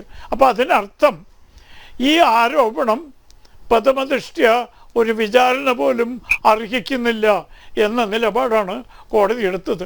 ഇത് വളരെ പ്രധാനമാണ്. കാരണം പരാതിക്കാർ ഒരു പ്രമുഖ രാഷ്ട്രീയ കക്ഷിയുടെ ഭരണകക്ഷിയുടെ പ്രതിനിധിയായിട്ടാണ് ഇത് ചെയ്തിട്ടുള്ളത്. എന്നിട്ട് പോലും ഒരു തെളിവുമില്ലാതെ പ്രഥമദൃഷ്ട്യ കോടതിയുടെ സമയം കളയണ്ട എന്നുള്ളൊരു കാഴ്ചപ്പാടിൽ ഒരു വിചാരണ പോലും ആവശ്യമില്ല എന്ന സുപ്രധാനമായൊരു തീരുമാനമാണ് കോടതി എത്തിയത്. ഇത് വളരെ പ്രാധാന്യമർഹിക്കുന്നതാണ്. കാരണം ഇങ്ങനെ ചെയ്യുന്നത് എന്തുകൊണ്ടാണ്? അതിൻ്റെ പിന്നിൽ രാഷ്ട്രീയം അല്ലാണ്ട് നിയമമല്ല എന്നുള്ളത് വ്യക്തമായല്ലോ. നിയമമില്ല എന്ന് കോടതി പറഞ്ഞ സ്ഥിതിക്ക് മറ്റെന്ത് ലക്ഷ്യത്തിലാണ് ഇതുപോലൊരു പരാതി കൊടുത്തത്? അതും പ്രത്യേകിച്ചും ഏറ്റവും അസൗകര്യമുണ്ടാക്കുന്ന രാഷ്ട്രീയ പ്രവർത്തകർക്കടക്കം അസൗകര്യമുണ്ടാക്കുന്ന പട്ടികജാതി പട്ടികവർഗക്കാർ പീഡനം അതും കൂടി ഉൾപ്പെടുത്തിയിട്ടുണ്ട്. അപ്പോൾ ആ ദുരുദ്ദേശത്തിൻ്റെ മടങ്ങ് കൂടുതൽ വർദ്ധിക്കുകയാണ്. അപ്പം ചുരുക്കത്തിൽ നിലനിൽക്കില്ല എന്ന് അറിഞ്ഞുകൊണ്ട് രാഷ്ട്രീയ ലക്ഷ്യം വെച്ചുകൊണ്ട് കോടതികളെ ദുരുപയോഗം ചെയ്യാൻ ഒരു ഭരണകക്ഷി പ്രവർത്തകർ ശ്രമിച്ചതിൻ്റെ മകുട ഉദാഹരണമാണ് ഇവിടെ കണ്ടത്. കോടതി പറഞ്ഞത് പ്രഥമദൃഷ്ട്യാ ഈ കുറ്റങ്ങളൊന്നും നിലനിൽക്കില്ല, തെളിവുകളൊന്നുമില്ല. ഒരു ചാർജ് ഫ്രെയിം ചെയ്യാൻ പോലുമുള്ള വസ്തുതകൾ ഞാൻ കോടതി മുമ്പാകെ അവതരിപ്പിച്ചിട്ടില്ല. അതുകൊണ്ട് വിചാരണ പോലും ചെയ്യാൻ അർഹിക്കാത്ത കേസിൽ പ്രതികളെ ഞാൻ വെറുതെ വിടുന്നു. ഇതിൻ്റെ ഈ നടപടികളുടെ അന്തിമ ഫലം എന്താണ്? തികച്ചും രാഷ്ട്രീയ പ്രേരിതമായി ദുരുദ്ദേശപരമായി ഒരു പ്രമുഖ രാഷ്ട്രീയ കക്ഷിയുടെ നേതാവിനെ അവമാനിക്കാനായി ഒരു ശ്രമം നടത്തി കോടതി നടപടികളെ ദുരുപയോഗപ്പെടുത്തി. നിഷ്പക്ഷനായ മജിസ്ട്രേറ്റ് അത് കണ്ടുപിടിച്ച് വിചാരണ പോലും വേണ്ട എന്ന് പറഞ്ഞ് തള്ളി. എന്നിട്ടും വിടാൻ ഉദ്ദേശിക്കുന്നില്ല. ഇനി അപ്പീൽ കൊടുക്കാൻ പോവാണ്. വീണ്ടും അടുത്ത കാലത്ത് നമ്മുടെ മറുനാട് മലയാളി എന്ന ഒരു ചാനലിൻ്റെ ആളെ ഇതുപോലെ SC/ST ആക്ട് പട്ടികജാതി പട്ടിക വിഭാഗം വെച്ചുകൊണ്ട് കുറ്റം ആരോപിച്ച സുപ്രീം കോടതി പറഞ്ഞു ഈ നിയമം ദുരുപയോഗപ്പെടുത്തുകയാണ്. ഇത് പാവപ്പെട്ട പട്ടികജാതി പട്ടികവർഗക്കാർക്ക് സംരക്ഷണം കൊടുക്കാൻ ഉദ്ദേശിച്ച നിയമമാണ്. പക്ഷെ അത് പലരും ദുരുപയോഗപ്പെടുത്തി എതിരാളികളെ നിലംപരിശാക്കാൻ ഈ നടപടി ഉപയോഗിക്കുന്നു. കോടതികൾ വളരെ ജാഗരൂകരാകണം. പലപ്പോഴും ജാമ്യം പോലും കിട്ടാത്ത വകുപ്പാണ്. ഇവിടെ ഉദ്ദേശം ലക്ഷ്യം വളരെ വ്യക്തമാണല്ലോ. കെ സുരേന്ദ്രന് ജാമ്യം പോലും കിട്ടരുത് എന്ന് വെച്ചിട്ടാണ് പട്ടിക ജാതി വകുപ്പോട്. അതെങ്ങനെ ഉണ്ടാവുന്നത് നിയമത്തിൻ്റെ ബാലപാഠം അറിയാവുന്നവർക്ക് ഒരറിയില്ല. പക്ഷെ എങ്കിലും പട്ടികജാതി പട്ടിക വകുപ്പ് പ്രത്യേകം ചേർത്തു. കോടതി പറഞ്ഞു അതും നിലനിൽക്കില്ല. സുപ്രീം കോടതി പറഞ്ഞത് ഈ വകുപ്പ് ദുരുദ്ദേശം ചെയ്യുന്നുള്ളതിൻ്റെ പ്രത്യക്ഷ ഉദാഹരണമാണ് കാസർഗോഡ് കോടതിയിൽ കണ്ടത്. ഇത്തരം പ്രവൃത്തികൾ രാഷ്ട്രീയ പാർട്ടികൾക്ക് ഭൂഷണമല്ല. പ്രത്യയശാസ്ത്രപരമായി എതിരാളികളെ നേരിടുന്നതിന് പകരം ശാരീരികമായും ദുർവ്യവഹാരങ്ങളുമായി നേരിടുന്ന പ്രവണ ആരോഗ്യകരമായ രാഷ്ട്രീയ പ്രവർത്തനത്തിന് ചേർന്നതല്ല. അതും പ്രത്യേകിച്ച് മഞ്ചേശ്വരം മണ്ഡലത്തിന് രാഷ്ട്രീയമായ പ്രാധാന്യമുണ്ട്. കഴിഞ്ഞ തവണ ശ്രീ കെ സുരേന്ദ്രൻ തോറ്റത് ഏതാനും വോട്ടുകൾക്കാണ്. അതിനുള്ള പ്രധാന കാരണം മഞ്ചേശ്വരം മണ്ഡലത്തിൽ വിദേശ മലയാളികൾ ധാരാളമുണ്ട്, ആയിരക്കണക്കിനുണ്ട്. അവരുടെ പേരിൽ കള്ള വോട്ട് ചെയ്തു. പക്ഷെ നിർഭാഗ്യവശാൽ സമൻസ് സ്വീകരിക്കാൻ പോലും ആളുകൾ തയ്യാറായിട്ടില്ല. കോടതി നിസ്സഹായരായി. അപ്പം നമ്മുടെ നീതിന്യായ സംവിധാനം നിസ്സഹായരായി നോക്കുന്ന ഒരു സ്ഥിതിവിശേഷം നടക്കുന്ന സ്ഥലമാണ് മഞ്ചേശ്വരം. രാഷ്ട്രീയമായി മഞ്ചേശ്വരത്തിന് കേരളത്തിൽ പ്രാധാന്യമുണ്ട്. അവിടെ മണ്ണ് ചോർന്നുകൊണ്ടിരിക്കുന്ന ഒരു പാർട്ടിക്ക്, ഒരു രാഷ്ട്രീയ കക്ഷിക്ക് നിരാശയ്ക്ക് വഴിയുണ്ട്. ആ നിരാശ ഒരളവ് വരെ തീർക്കാൻ കോടതികളെ ദുരുപയോഗപ്പെടുത്തിക്കൊണ്ടാണ് ഈ ദുർവ്യവഹാരത്തിന് തുടങ്ങിയത്. കോടതി അത് കണ്ടുപിടിച്ചു, ശരിക്കും തുറന്ന് കാണിച്ചു അതിൻ്റെ ദുരുദ്ദേശങ്ങളും. അതിനെന്ത് നീതീകരണം പറഞ്ഞാലും ശരിയാവില്ല. ഇതിൻ്റെ അനന്തരഫലം അതാണെന്നാണ് എൻ്റെ വിനീത അഭിപ്രായം. ശ്രീ കെ രാംകുമാർ, ഇവിടെ താങ്കൾ കൃത്യമായ നിയമവശങ്ങൾ ചൂണ്ടിക്കാട്ടി. അതുതന്നെയാണ് കോടതിയുടെ ഭാഗത്തു നിന്നും ഉണ്ടായത്. ഈ കേസ് പ്രഥമ ദൃഷ്ട്യാ നിലനിൽക്കുന്നതല്ല, പ്രതിഭാഗത്തിൻ്റെ വാദങ്ങളൊക്കെ അംഗീകരിച്ചു, വിചാരണ പോലും വേണ്ട എന്നുള്ള നിലപാടിലേക്ക് എത്തുമ്പോൾ വീണ്ടും അപ്പീൽ പോകും എന്നുള്ളത് അറിയിച്ചിട്ടുണ്ട്. ഇതിടെ തുടർ നിയമ നടപടികളുടെ സാധ്യത, പ്രസക്തി അവയൊക്കെ ഏതു രീതിയിലായിരിക്കും?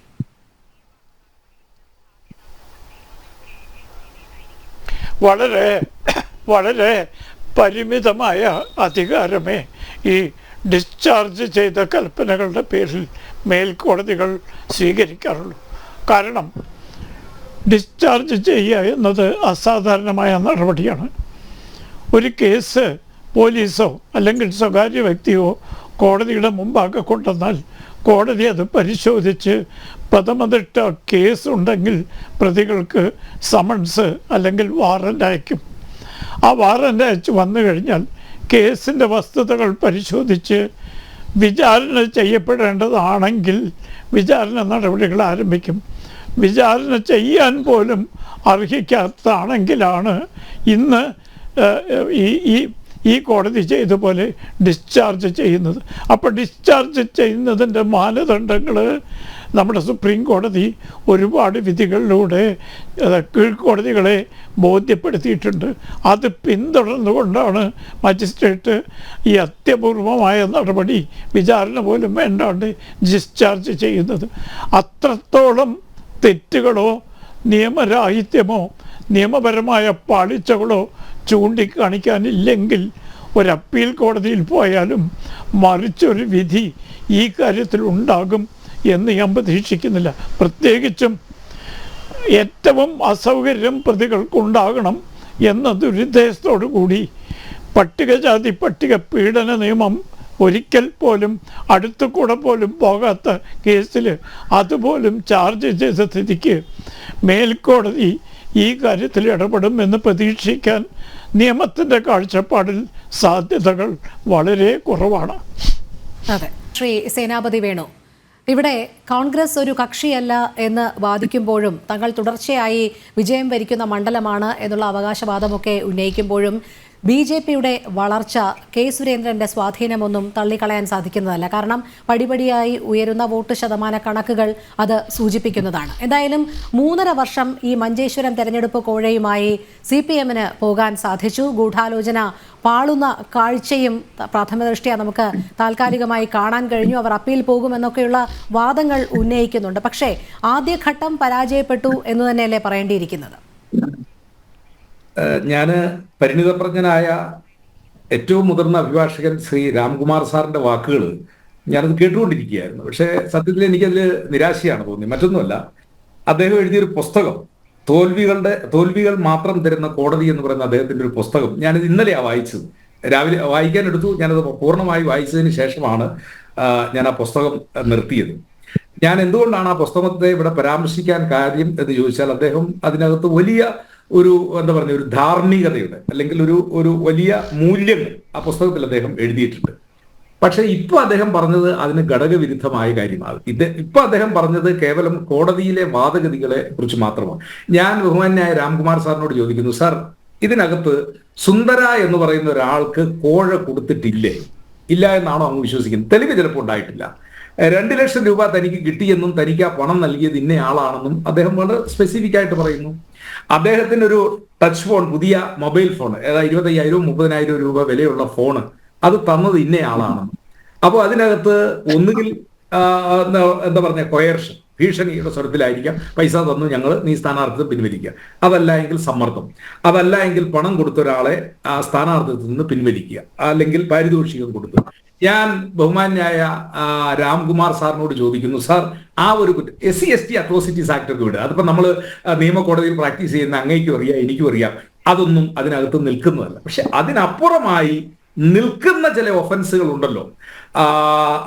IPCയുടെ 171(1)(2)B അതാണ് ഈ തെരഞ്ഞെടുപ്പിലെ മാൽ പ്രാക്ടീസുമായിട്ട് ബന്ധപ്പെട്ട് അങ്ങേക്ക് അറിയാം, മറ്റ് ആളുകൾക്കൊക്കെ അറിയാവും. ഞാൻ ചോദിക്കുന്നു, സാർ, അങ്ങനെയുള്ള ഒഫൻസുകൾ ഇതിൻ്റെ അകത്ത് നടന്നിട്ടില്ലേ? ഒരു തെരഞ്ഞെടുപ്പിൽ സ്വതന്ത്രമായി നിഷ്പക്ഷമായിട്ട് മത്സരിക്കേണ്ട ഒരു സ്ഥാനാർത്ഥി BSPയുടെ ആള്, അദ്ദേഹം ഇനി അദ്ദേഹത്തെ നിർത്തിയതാവട്ടെ അല്ലെങ്കിൽ അതിന്റെ പശ്ചാത്തലം എന്താവട്ടെ, അദ്ദേഹത്തിന് ഒരു പൗരൻ എന്ന നിലയിൽ തെരഞ്ഞെടുപ്പിൽ മത്സരിക്കാനുള്ള അദ്ദേഹത്തിന്റെ ആ സ്വാതന്ത്ര്യത്തെ പണം കൊടുത്ത്, അല്ലെങ്കിൽ ഭീഷണിപ്പെടുത്തി, അതല്ലെങ്കിൽ കൈക്കൂലി കൊടുത്ത്, അതല്ലെങ്കിൽ മറ്റ് സമ്മർദ്ദങ്ങൾ പെടുത്തി അദ്ദേഹത്തെ പിൻവലിക്കാൻ 2 ലക്ഷം രൂപയുടെ കോഴയും നടന്നിരിക്കുന്നു, മൊബൈൽ ഫോണും നടന്നിരിക്കുന്നു എന്ന ഗുരുതരമായ ഒരു കുറ്റകൃത്യം BJP എന്ന് പറയുന്ന ഒരു പാർട്ടിയുടെ സംസ്ഥാന അധ്യക്ഷന് നേരെ ഉയരുമ്പോൾ, ഞാൻ വീണ്ടും ആവർത്തിക്കുന്നു, തോൽവികൾ മാത്രം നൽകുന്ന കോടതി എന്ന അങ്ങയുടെ പുസ്തകത്തിൽ അങ്ങ് ഉയർത്തുന്ന ഒരു വലിയ ധാർമ്മികതയുണ്ടല്ലോ, ആ ധാർമ്മികതയ്ക്ക് ഘടകവിരുദ്ധമായിട്ടാണല്ലോ അങ്ങ് ഇവിടെ സംസാരിച്ചത് എന്ന് ഓർക്കുമ്പോൾ ഞാൻ അങ്ങയോട് വീണ്ടും ചോദിക്കുന്നു, ഇവിടെ തെളിവുകൾ ചിലപ്പോൾ പ്രോസിക്യൂഷന്റെ ഭാഗത്തു നിന്നില്ലായിരിക്കും. തെളിവുകൾ ഇല്ല എങ്കിലും ഒരു യാഥാർത്ഥ്യം നിലനിൽക്കുന്നല്ലോ. ആ യാഥാർത്ഥ്യം ആരൊക്കെ പറഞ്ഞതാ? ജാനു പറഞ്ഞിരിക്കുന്നു, പ്രസന്ന പറഞ്ഞിരിക്കുന്നു, മറ്റ് ഇതുമായിട്ട് ബന്ധപ്പെട്ട ആളുകൾ പറഞ്ഞിരിക്കുന്നു. ആ തെളിവുകളെല്ലാം ഒരുപക്ഷെ പ്രോസിക്യൂഷൻ എന്തുകൊണ്ട് ആ തെളിവുകൾ ഫലപ്രദമായി ചെയ്തില്ല എന്ന് ചോദിച്ചാൽ അത് ഇനിയും അന്വേഷണങ്ങൾ അതിനെക്കുറിച്ച് ചിലപ്പോൾ നടക്കേണ്ടതായിരിക്കും. ഇനി രോഹിണി ചോദിച്ച ചോദ്യത്തിലേക്ക് ഞാൻ വരുന്നു. രോഹിണി, ഞാനും പറയുന്നു, ഇപ്പോ കേരളത്തിൽ വളരുന്ന ഒരു പാർട്ടി എന്ന് പറയുന്നത് ഇപ്പൊ BJP മാത്രമേ ഉള്ളൂ. ഇപ്പോ പ്രസന്റ്ലി CPMന് തളർച്ച, ഞങ്ങൾക്ക് തളർച്ച, പൊളിറ്റിക്കലായി ഇപ്പോൾ വളരുന്നു എന്ന് പറയുന്ന ഒരു പാർട്ടി 6% വോട്ട് 8 9 12 അല്ലെങ്കിൽ 18 വരെ എത്തി. അത് ഇപ്പോഴത്തെ രാഷ്ട്രീയം, ഞാൻ ഇപ്പോൾ സംസാരിക്കുന്ന ഇന്നത്തെ ഈ ഒക്ടോബർ മാസം 5-ാം തീയതിയിലെ പൊളിറ്റിക്സിൽ കേരളത്തിൽ വളരുന്ന ഒരു രാഷ്ട്രീയ പാർട്ടി എന്ന് പറയുന്നത് അത് BJP ആണ്. ആ കാര്യത്തിൽ തർക്കമില്ല. പക്ഷേ നിങ്ങൾ മനസ്സിലാക്കേണ്ട ഒരു കാര്യം എന്ത് എന്ന് ചോദിച്ചാൽ, നിങ്ങൾ ഇതിനും അപ്പുറത്തേക്ക് വളരുന്നു എന്ന പ്രതീതി സൃഷ്ടിച്ച ഒരു തെരഞ്ഞെടുപ്പായിരുന്നു 2016 അസംബ്ലി തെരഞ്ഞെടുപ്പ്. ആ തെരഞ്ഞെടുപ്പിലാണ് നമ്പൂതിരി മുതൽ നായാടി വരെ, അല്ലെങ്കിൽ നായാടി മുതൽ നമ്പൂതിരി വരെ എന്ന് ശ്രീ വെള്ളാപ്പള്ളി നടേശനും അദ്ദേഹത്തിന്റെ പാർട്ടിയും ഒക്കെ ചേർന്നുകൊണ്ട് നിങ്ങൾ കേരളത്തിൽ ഞങ്ങളിതാ 30 സീറ്റ് കിട്ടിക്കഴിഞ്ഞാൽ പിന്നെ നിങ്ങൾ ഭരണം പിടിക്കുമെന്നാണല്ലോ സുരേന്ദ്രന്റെ വാദഗതി. നിങ്ങൾ അങ്ങനെ പോയി ഒരു കാലഘട്ടം ഉണ്ടായിരുന്നു. അതിനുശേഷം അതിൽ നിന്നുള്ള നിങ്ങളുടെ പൊളിറ്റിക്കൽ വളർച്ച എന്ന് പറയുന്നത് അത് തളർച്ചയിലേക്കാണ് പോകുന്നത്. ഇവിടെ റെജി ലൂക്കോസ് ഞങ്ങളെ ഒന്ന് കുത്തിക്കൊണ്ട് പറഞ്ഞു, കോൺഗ്രസിന് കഴിഞ്ഞ പാർലമെന്റ് തെരഞ്ഞെടുപ്പിൽ കിട്ടിയ 69,000 79,000 വോട്ട് തൃശ്ശൂരിൽ എങ്ങനെ ചോർന്നു? ഞങ്ങൾക്ക് 19 കിട്ടിയതല്ല, 21 നിങ്ങൾക്ക് കിട്ടിയ ഏതാണ്ട് 1.25 ലക്ഷത്തോളം വോട്ട് അതെങ്ങോട്ടാ പോയത്? പാർലമെന്റ് തെരഞ്ഞെടുപ്പിൽ ഞങ്ങൾക്ക് 2019 കിട്ടിയ വോട്ടിനെ കുറിച്ച് നിങ്ങൾ ചോദിക്കുമ്പോൾ ഞങ്ങൾ ചോദിക്കുന്ന ഒരു ചോദ്യം, 21 അസംബ്ലി തെരഞ്ഞെടുപ്പിൽ നിങ്ങൾക്ക് തൃശൂർ പാർലമെന്റ് മണ്ഡലത്തിലെ എല്ലാ അസംബ്ലി മണ്ഡലത്തിലും ഭൂരിപക്ഷം കിട്ടിയതാണ്. ആ വോട്ട് എന്ത് എങ്ങോട്ടാണ് പോയത്? അപ്പോ എവിടെയാണ് വോട്ട് ചോർച്ച എന്നുള്ളതൊക്കെ അത് ഒരു രാഷ്ട്രീയ പഠനത്തിന്റെ ഭാഗമായി നമുക്കത് നടത്താം എന്നുള്ളതാണ്. പക്ഷേ ഞങ്ങൾ ഒരു കാര്യം വളരെ സ്പെസിഫിക് ആയിട്ട് പറയുന്നു, തൃശ്ശൂരിൽ ഈ പ്രാവശ്യം ഉണ്ടായിരിക്കുന്ന, ഇനി റെജി ലൂക്കോസിനോട് ഒരു കാര്യം കൂടി ഞാൻ പറയാൻ ആഗ്രഹിക്കുകയാണ്. നിങ്ങൾ നാഴികയ്ക്ക് 40 വട്ടം ഞങ്ങളോട് പറയുന്ന ഒരു കാര്യമുണ്ട്, കമ്മ്യൂണിസ്റ്റ് പാർട്ടി ഇവിടെ ഉള്ളത് കൊണ്ട്, പ്രത്യേകിച്ച് CPM ഉള്ളത് കൊണ്ടാണ് ഇവിടെ BJP തെരഞ്ഞെടുപ്പിൽ ജയിക്കാത്തത്, BJP അധികാരത്തിൽ വരാത്തത്. നിങ്ങൾ ഞങ്ങളോട് പറയുന്ന ഒരു വാദഗതിയാണല്ലോ, ആ കമ്മ്യൂണിസ്റ്റ് പാർട്ടിയുള്ള കേരളത്തിൽ എന്തേ തൃശ്ശൂരിൽ കമ്മ്യൂണിസ്റ്റ് പാർട്ടി ശക്തമാണ് എങ്കിൽ, CPM ശക്തമാണ് എങ്കിൽ ഞങ്ങളെ വിട്. നിങ്ങൾ ഞങ്ങളെ കുറിച്ചുള്ള ആക്ഷേപം എന്ന് പറയുന്നത് ഞങ്ങൾക്ക് രാഷ്ട്രീയ പാർട്ടിയില്ല, ഞങ്ങൾ ആൾക്കൂട്ടമാണ്, അല്ലെങ്കിൽ എന്താ പറഞ്ഞ നിലപാടുകളില്ലാത്തവര് എന്നൊക്കെ പറയുമ്പോൾ ഞാൻ റെജിയോട് വിനയപുരസരം ചോദിക്കുന്നു, എല്ലാ ബഹുമാനവും നിലനിർത്തിക്കൊണ്ട് ചോദിക്കുന്നു, CPM ഉള്ളത് കൊണ്ടാണ് BJP വളരാത്തത് അല്ലെങ്കിൽ BJPയെ തടഞ്ഞു നിർത്തുന്നത് എന്ന് നിങ്ങൾ ഈ നാട്ടിൽ അണികളെ മുഴുവൻ പഠിപ്പിക്കുന്ന നിങ്ങൾ ഉള്ളിടത്ത് ആ തൃശ്ശൂരിൽ BJPയുടെ സ്ഥാനാർത്ഥി വിജയിച്ചു എന്നുള്ളത് അത് നിങ്ങളാണ് ആത്മപരിശോധന നടത്തേണ്ടത്. അല്ലാതെ കോൺഗ്രസിന് 2019 കിട്ടിയ വോട്ടിന്റെ എണ്ണത്തിൽ കുറവല്ല. നിങ്ങൾ കേരളത്തിലെ പൊതുസമൂഹത്തോടും പ്രത്യേകിച്ച് DYFIയുടെ നിങ്ങളുടെ അണികളെയൊക്കെ നിങ്ങൾ പറഞ്ഞു പഠിപ്പിക്കുന്ന ഒരു കാര്യമുണ്ടല്ലോ, മതന്യൂനപക്ഷങ്ങളെ ഇക്കിളിപ്പെടുത്താനായിട്ട് നിങ്ങൾ പറഞ്ഞു പഠിപ്പിക്കുന്ന ഒരു കാര്യമുണ്ടല്ലോ. ഞങ്ങളുള്ളത് കൊണ്ടാണ്, ഞങ്ങൾ ഇവിടെ എന്താ പറഞ്ഞ കത്തിയും കടാരയുമായിട്ട് നിൽക്കുന്നത് കൊണ്ടാണ് RSSനെ തടയുന്നത്, BJPയെ തടയുന്നത്, സംഘപരിവാറിനെ തടയുന്നത് എന്ന് നിങ്ങൾ പറയുന്ന ഈ നാട്ടിലാണ് BJP തെരഞ്ഞെടുപ്പിൽ വിജയിച്ചിരിക്കുന്നത്. അതൊന്ന്. ഇനി ഇവിടെ സന്ദീപ് 67 എന്താ പറഞ്ഞ മുന്നണിയെ കുറിച്ചൊക്കെ പറയുന്നു. അത്രയൊന്നും നമ്മൾ പോകേണ്ട കാര്യമില്ലല്ലോ. നമ്മൾ 90-ലും 89-ൽ രാജീവ് ഗാന്ധി അധികാരം ഒഴിഞ്ഞതിന് ശേഷം നടന്ന തെരഞ്ഞെടുപ്പിൽ വളരെ പരസ്യമായിട്ടല്ലേ ഒരു ഭാഗത്ത് സംഘപരിവാറും മറുഭാഗത്ത് കമ്മ്യൂണിസ്റ്റ് പാർട്ടിയും നിങ്ങൾ രണ്ടുപേരും ഒന്നിച്ചു ചേർന്നുകൊണ്ടല്ലേ, കാരണം നിങ്ങളുടെ രണ്ടു കൂട്ടരുടെയും അജണ്ട കോൺഗ്രസ് വിരുദ്ധതയാ. VP സിംഗിന്റെ ഗവൺമെന്റ് ആ ഗവൺമെന്റിനെ അധികാരത്തിൽ കൊണ്ടുവന്നു. അപ്പൊ നിങ്ങൾക്ക് ഒരു തൊട്ടുകൂടായ്മയില്ല. ഞങ്ങൾ ഒരു കാര്യം അഭിമാനത്തോടെ അല്ല ഞാൻ പറഞ്ഞത് റെജി രോഹിണി ചോദിച്ച ചോദ്യത്തിന്റെ ഉത്തരം എന്ന നിലയിൽ പറയുന്നു, ഇപ്പോൾ പ്രസന്റ് ലെവലിൽ ഒരു രാഷ്ട്രീയ പാർട്ടി എന്ന നിലയിൽ വളർച്ച, പക്ഷെ ആ വളർച്ച അതിന്റെ ക്ലൈമാക്സിൽ എത്തിയിരിക്കുന്നു. BJPയുടെ രാഷ്ട്രീയ വളർച്ച ഞാൻ മുമ്പൊരു ചാനൽ ഈ ഫോറത്തിലും പറഞ്ഞൊരു കാര്യമാണ്. കഴിഞ്ഞ പാർലമെന്റ് തെരഞ്ഞെടുപ്പിൽ ഇവർ 400-450 പോകുന്ന ഘട്ടത്തിൽ ഞാൻ പറഞ്ഞു BJPയുടെ രാഷ്ട്രീയ വളർച്ച അതിന്റെ ക്ലൈമാക്സിലേക്ക് എത്തി. ഇനി അത് താഴേക്കേ ഉള്ളൂ. ഇന്ത്യയുടെ രാഷ്ട്രീയ ചരിത്രം പരിശോധിച്ചാൽ 3 വട്ടം തുടർച്ചയായി അധികാരത്തിൽ വരാൻ ഭാഗ്യം ലഭിച്ചത്, ഭൂരിപക്ഷത്തോടെ അധികാരത്തിൽ വരാൻ ഭാഗ്യം ലഭിച്ചത് പണ്ഡിറ്റ് ജവഹർലാൽ നെഹ്റു മാത്രമേ ഉള്ളൂ. BJP ഇപ്പോൾ അധികാരത്തിൽ വന്ന ഭൂരിപക്ഷത്തിലല്ല, 240 ഉള്ളൂ. ഭൂരിപക്ഷം കിട്ടുന്ന 272 + 1 വേണം, 273. അപ്പോ 2 വട്ടത്തിന് ശേഷം ഇന്ത്യയിൽ ഒരു മുന്നണിക്കും 1952-ലെ ഒന്നാമത്തെ തെരഞ്ഞെടുപ്പ് മുതൽ 2024-ലെ തെരഞ്ഞെടുപ്പിന്റെ ഫലം പഠിക്കുന്ന രാഷ്ട്രീയ വിദ്യാർത്ഥികൾക്ക് മനസ്സിലാക്കുന്ന ഒരു കാര്യം, ഇന്ദിരാഗാന്ധിക്ക് പറ്റിയിട്ടില്ല, ഡോക്ടർ മൻമോഹൻ സിംഗിന് പറ്റിയിട്ടില്ല, ഒരാൾക്കും പറ്റിയിട്ടില്ല നെഹ്റുവിന് ഒഴിച്ച്. അത് ഇപ്പൊ BJP സാങ്കേതികമല്ല, ഭൂരിപക്ഷം നിങ്ങൾ മുന്നണി സംവിധാനത്തിൽ അധികാരത്തിലിരിക്കുന്നു. പക്ഷേ നിങ്ങൾക്ക് ഇപ്പോഴുള്ളത് 240. നിങ്ങളുടെ രാഷ്ട്രീയ വളർച്ച അതിന്റെ പാരമ്യതയിൽ 2024-ലെ തെരഞ്ഞെടുപ്പിലെത്തി. അതുകൊണ്ട് രോഹിണി, ഇനി കേരളത്തിലാണെങ്കിലും ദേശീയ തലത്തിലാണെങ്കിലും BJPയുടെ പൊളിറ്റിക്കൽ ഗ്രാഫ് എന്ന് പറയുന്ന രാഷ്ട്രീയ വളർച്ച എന്ന് വിചാരിച്ച തെരഞ്ഞെടുപ്പിൽ ജയിക്കില്ല എന്നുള്ളതല്ല. ശരി ശ്രീ സന്ദീപ് വാര്യർ, അങ്ങനെയാണോ? എന്നോടല്ലേ ചോദിക്കണ്ടേ? താങ്കളിലേക്ക് എത്താം. അതിനു മുൻപ് BJP-യുടെ വളർച്ച ശതമാന കണക്കുകൾ ഇതിൽ എത്തി നിൽക്കുകയാണ്. ഇനി ഇതിന് മുകളിലേക്ക് പോകില്ല എന്നുള്ള വാദഗതിയോട് യോജിക്കുന്നുണ്ടോ എന്നുള്ളതാണ്. അല്ല, BJP-യുടെ വളർച്ച സംബന്ധിച്ച് ഈ രണ്ട് മുന്നണികളുടെയും സംസ്ഥാന ഘടകങ്ങൾ ആശങ്കാകുലരായിട്ട് റിപ്പോർട്ടുകൾ പുറത്തു വന്നിട്ട് വളരെ കുറച്ച് ദിവസങ്ങളല്ലേ ആയിട്ടുള്ളൂ. തൃശ്ശൂരിലെ BJP-യുടെ വളർച്ചയെ കുറിച്ച് KPCC ഉപസമിതി റിപ്പോർട്ട് ഉണ്ടായിരുന്നല്ലോ. അതിൽ എന്തൊക്കെ കാരണങ്ങളാണ് അവർ അക്കമിട്ട് നിരത്തിയിട്ടുള്ളത്?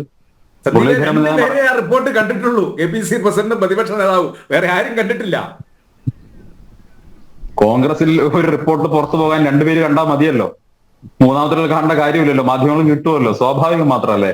ഇത് BJP CPM അല്ലല്ലോ, കോൺഗ്രസ് അല്ലേ. എത്രയോ കാലമായിട്ട് നമുക്കറിയുന്ന കാര്യമല്ലേ. മാധ്യമങ്ങൾ ചർച്ച നടന്നിട്ടുള്ള കാര്യമാണ് ഞാൻ പറയുന്നത്. മുരളീധരൻ പരസ്യമായിട്ട് പറഞ്ഞല്ലോ, ബെല്ലും ബ്രേക്കും ഇല്ലാത്ത ബസ്സിലാണ് എന്നെ കയറ്റി വിട്ടതെന്ന്. ഇതൊക്കെ കേരളത്തിൽ പൊതുസമൂഹത്തിൽ ചർച്ച നടന്നിട്ടുള്ള കാര്യങ്ങളാണല്ലോ. അപ്പൊ ഞാൻ അതിനെക്കുറിച്ച് ഏറെ പറയേണ്ട കാര്യമില്ല. മറ്റൊന്ന്, CPM BJP-യുടെ വളർച്ച സംബന്ധിച്ച് അവരുടെ ഘടകങ്ങൾ വളരെ ആശങ്കയോട് കൂടിയിട്ടാണല്ലോ ഈ തെരഞ്ഞെടുപ്പ് കഴിഞ്ഞപ്പോൾ പ്രതികരിച്ചിട്ടുള്ളത്. ആലപ്പുഴയിൽ, ആറ്റിങ്ങലിൽ, തിരുവനന്തപുരത്ത്, പാലക്കാട് എല്ലാ സ്ഥലങ്ങളിലും BJP നടത്തിയിട്ടുള്ള മുന്നേറ്റത്തെ കുറിച്ച് ആശങ്കാകുലരായിട്ടാണ് CPM-ഉം കോൺഗ്രസും ഒക്കെ അഭിപ്രായം പറഞ്ഞിട്ടുള്ളത്. ഇപ്പൊ ചാനൽ ചർച്ചയിൽ വന്നിരുന്നിട്ട് BJP വളരുന്നില്ല എന്ന് പറയുന്നതിൽ എന്താ അർത്ഥമുള്ളത്? ഈ കഴിഞ്ഞ ലോക്സഭാ തെരഞ്ഞെടുപ്പിൽ BJP കേരളത്തിൽ നേടിയിട്ടുള്ള വലിയ മുന്നേറ്റം അത് കേരളത്തിലെ മാധ്യമങ്ങളും രാഷ്ട്രീയ എതിരാളികളും ഒക്കെ അംഗീകരിക്കുന്ന കാര്യമല്ലേ. ഇപ്പോ രാഷ്ട്രീയ സത്യസന്ധത ഉണ്ടെങ്കിൽ അത് ഈ ചർച്ചയിൽ അംഗീകരിക്കുക എന്നുള്ളതാണ് വേണ്ടത്. അത് BJP വളർച്ച നേടില്ല, ഇനി അങ്ങോട്ട് പോകില്ല എന്നൊക്കെ പറയുന്നത് വാസ്തവത്തിൽ ജനങ്ങളുടെ തെരഞ്ഞെടുക്കാനുള്ള അവകാശത്തെ നിങ്ങളുടെ അട്ടിപ്പേർ അവകാശമായിട്ട് നിങ്ങൾ കരുതുന്നുകൊണ്ടല്ലേ. ജനങ്ങളുടെ ഭൗതിക ശക്തി മുഴുവൻ നിങ്ങളുടെ കയ്യിലാണ് ഇരിക്കുന്നത് എന്ന് ചിന്തിക്കരുത്. ജനങ്ങൾ നാളെ BJP-യെ കേരളത്തിലെ സീറ്റുകൾ, ഭൂരിപക്ഷം സീറ്റുകൾ ജയിപ്പിക്കുന്ന സാഹചര്യം ഉണ്ടാകില്ല എന്ന് നിങ്ങൾക്ക് എങ്ങനെ ഈ ഘട്ടത്തിൽ പ്രതികരിക്കാൻ സാധിക്കും? BJP കേരളത്തിൽ ഒട്ടും പ്രശസ്തമല്ലാതിരുന്ന ഒരു കാലഘട്ടം ഉണ്ടായിരുന്നല്ലോ. 2-3% വോട്ടിൽ മാത്രം ഒതുങ്ങി നിന്ന ഒരു കാലഘട്ടം ഉണ്ടായിരുന്നല്ലോ. അവിടുന്ന് ഞങ്ങൾക്ക് 20% കയറാൻ കഴിഞ്ഞിട്ടുണ്ടെങ്കിൽ നാളെ വിജയത്തിലേക്ക്, പരിപൂർണമായിട്ടൊരു വിജയത്തിലേക്കും കേരളം ഭരിക്കുന്ന സാഹചര്യത്തിലേക്കും എത്തില്ല എന്ന് നിങ്ങൾക്ക് എങ്ങനെ പറയാൻ സാധിക്കും? ഞങ്ങളെ വിമർശകനായിട്ടുള്ള എല്ലാ കാലത്തും ഞങ്ങൾ എതിർക്കുന്ന അൻവർ എന്താ കഴിഞ്ഞ ദിവസം പറഞ്ഞത്? BJP അടുത്ത നിയമസഭാ തെരഞ്ഞെടുപ്പിൽ വലിയ മുന്നേറ്റം ഉണ്ടാക്കും, 2036 കേരളം ഭരിക്കും എന്നൊക്കെ പറഞ്ഞത്. ഞാൻ അൻവർ പറഞ്ഞതിനെ എടുക്കുകയല്ല, പക്ഷേ നിങ്ങളുടെ കൂടെ ഇന്നലെ വരെ ഉണ്ടായിരുന്ന ഒരാളാണ് ഇതൊക്കെ പറയുന്നത്. നിങ്ങൾ ആലോചിച്ച് നോക്കണം. അപ്പൊ കേരളത്തിലെ രാഷ്ട്രീയ സാഹചര്യം മാറുന്നു, BJP-ക്ക് അനുകൂലമായിട്ട് വരുന്നു എന്ന് കാണുമ്പോൾ രണ്ട് മുന്നണികൾക്കും അതിന്റെ വെപ്രാളമുണ്ട്, അതിന്റെ ഭാഗമായിട്ടുള്ള പ്രതികരണങ്ങളുണ്ട്. അവര് തന്നെ ആശയക്കുഴപ്പത്തിലാണ്. എന്താണ് പ്രതികരിക്കേണ്ടതെന്ന് സംബന്ധിച്ച് അവർക്ക് തന്നെ വലിയ ആശയക്കുഴപ്പമുണ്ട്. ഞാൻ നേരത്തെ 67-ലെ സംയുക്ത വിധാനദളിനെ കുറിച്ച് പറഞ്ഞപ്പോൾ അതൊക്കെ പഴയ കാലമല്ലേ, അതെന്തിനാണ് ചർച്ചയിൽ ഉന്നയിക്കുന്നത് എന്നാണ് റജി ലൂക്കോസ് ചോദിച്ചത്. അങ്ങനെയാണെങ്കിൽ ഈ രാഷ്ട്രീയ ചർച്ചകളിൽ ചരിത്രം പറയുന്ന ഒരു സമയത്തിന് നിങ്ങൾ അങ്ങനെ ഒരു ക്യാപ്പ് ഇട്ടിട്ടുണ്ടോ? ഒരു പ്രത്യേക പീരീഡ് നിങ്ങൾ നിശ്ചയിച്ചിട്ടുണ്ടോ? നിങ്ങൾ പറയുന്ന വർഷം മുതലുള്ള രാഷ്ട്രീയ ചരിത്രം മാത്രമേ ഒരു ചർച്ചയിൽ ഉന്നയിക്കാൻ പാടുള്ളൂ എന്നുണ്ടോ? അങ്ങനെയല്ലല്ലോ. ഇന്ത്യയുടെ രാഷ്ട്രീയ ചരിത്രത്തിൽ സ്വാഭാവികമായിട്ടും 67 നടന്ന തെരഞ്ഞെടുപ്പിനെ കുറിച്ച് പറയേണ്ടി വരും. കാരണം അത് ചരിത്ര പ്രധാനമുള്ള തെരഞ്ഞെടുപ്പാണ്. വൺ നേഷൻ വൺ ഇലക്ഷൻ ഏറ്റവും അവസാനമായി നടന്ന 67-ലാണ്. അതിനുശേഷം രാജ്യത്ത് ഒരു തെരഞ്ഞെടുപ്പ് ഉണ്ടായിട്ടില്ല. അപ്പോ 67-ൽ ഇന്ദിരാഗാന്ധിയുടെ ഒരു അപ്രമാദിത്വം ഉണ്ടായിരുന്നില്ല. 67-ൽ നിങ്ങൾ ഈ ആരോപിക്കപ്പെടുന്നത് പോലെ ഫാസിസത്തിനെതിരായിട്ടുള്ള ഒരു പോരാട്ടമായിരുന്നില്ല. മറിച്ച് കോൺഗ്രസിനെ അധികാരത്തിന് അകറ്റാൻ വേണ്ടി നമ്മളെല്ലാവരും ഒരുമിച്ച് ഒരു മുന്നണിയായി ഒരു മന്ത്രിസഭയിൽ ഇരുന്നിട്ടുണ്ട് എന്നുള്ള കാര്യം മറച്ചു വെച്ചുകൊണ്ട് കേരളത്തിന്റെ രാഷ്ട്രീയം സംസാരിക്കരുത്. കാരണം ഇപ്പോഴുള്ള ചെറുപ്പക്കാർക്ക് പലർക്കും 67-ലെ തെരഞ്ഞെടുപ്പിനെ കുറിച്ച് അറിയില്ല എന്ന ധാരണ ഇന്നുകൊണ്ടാണല്ലോ നിങ്ങൾ ഇതൊക്കെ പറയുന്നത്. മറ്റൊന്ന്, കോൺഗ്രസിന്റെ സേനാപതി വേണുജി പറഞ്ഞ കാര്യമാണ്. അദ്ദേഹവും 80-ൽ നടന്ന തെരഞ്ഞെടുപ്പിനെ കുറിച്ച് മൗനം പാലിക്കാൻ, 80-ൽ നടന്ന തെരഞ്ഞെടുപ്പിൽ O രാജഗോപാലിനായിരുന്നു UDF-ന്റെ വോട്ട് എന്നുള്ളത് പരസ്യമായിട്ടുള്ള കാര്യമല്ലേ. ചെർക്കളം അബ്ദുള്ള അന്ന് O രാജഗോപാലിന്റെ ഇലക്ഷൻ ഏജന്റ് ആയിരുന്നു എന്നുള്ള കാര്യം പരസ്യമായ കാര്യമല്ലേ. 77-ൽ EK നായനാർക്ക് വേണ്ടി, ശിവദാസ മേനോന് വേണ്ടി പാലക്കാട് ഗൗഡർ തിയേറ്ററിൽ വന്ന് ഇലക്ഷൻ കൺവെൻഷൻ ഉദ്ഘാടനം ചെയ്ത നേതാവിന്റെ പേര് ലാൽകൃഷ്ണ അഡ്വാനി ആയിരുന്നു എന്നുള്ള കാര്യം റജി ലൂക്കോസും സൗകര്യപൂർവ്വം മറച്ചിരിക്കുകയല്ലേ. ഇതൊക്കെ എല്ലാ കാലത്തും നടന്നിട്ടുള്ള കാര്യമാണ്.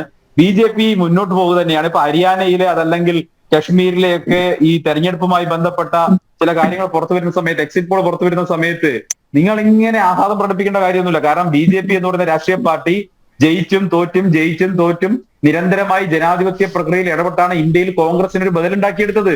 CPM ഏത് കാലത്താണ് കോൺഗ്രസുമായി ഡയറക്റ്റ് ഫൈറ്റ് പോയിട്ടുള്ളത്? നിങ്ങൾ ഒരു കാലത്ത് ഈ രാജ്യത്തെ പ്രധാനപ്പെട്ട രാഷ്ട്രീയ പാർട്ടി ആയിരുന്നല്ലോ. നിങ്ങൾക്ക് പ്രതിപക്ഷ സ്ഥാനം ഉണ്ടായിരുന്ന ഒരു കാലഘട്ടം ഉണ്ടായിരുന്നല്ലോ. അവിടുന്ന് നിങ്ങൾ തെരഞ്ഞെടുപ്പിൽ മത്സരിക്കാതെ ഏറ്റവും പ്രധാനപ്പെട്ട സേഫ് സോണിൽ മാത്രം രാഷ്ട്രീയം കളിച്ച് നിങ്ങൾ നിന്നുകൊണ്ട് നിങ്ങൾ ചുരുങ്ങി ഇന്ന് ഈ അറബിക്കടലിന്റെ അറ്റത്ത് മാത്രം വന്നു നിൽക്കുന്ന സാഹചര്യം ഉണ്ടായി. ഒരു തീരദേശ പാർട്ടിയായി മാറി.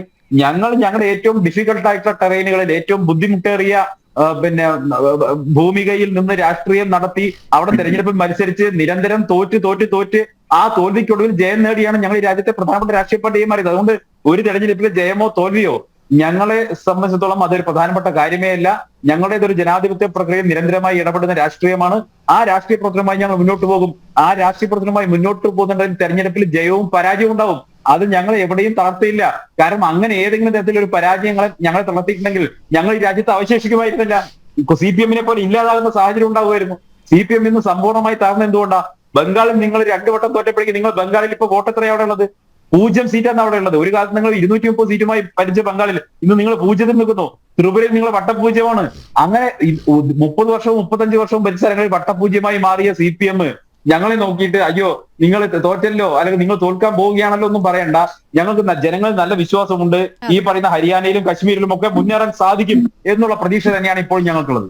ശ്രീ റെജി ലൂക്കോസ്, എന്തായാലും എക്സിറ്റ് പോൾ ഫലങ്ങളിൽ കോൺഗ്രസ് മുന്നേറുന്നതിൽ അഭിമാനം കൊള്ളുന്ന റെജി ലൂക്കോസിന് പക്ഷേ തൃശ്ശൂരിലെ കാര്യം വരുമ്പോൾ കോൺഗ്രസിനെ പഴിക്കുന്ന ഒരു നിലപാടെടുക്കേണ്ടി വരുന്നു. അതിന് വേറെ കാര്യം പറയാം. ഈ BJPക്ക് ഹൃദയസമ്പരം ഉണ്ടാക്കുന്ന ഒരു വാർത്ത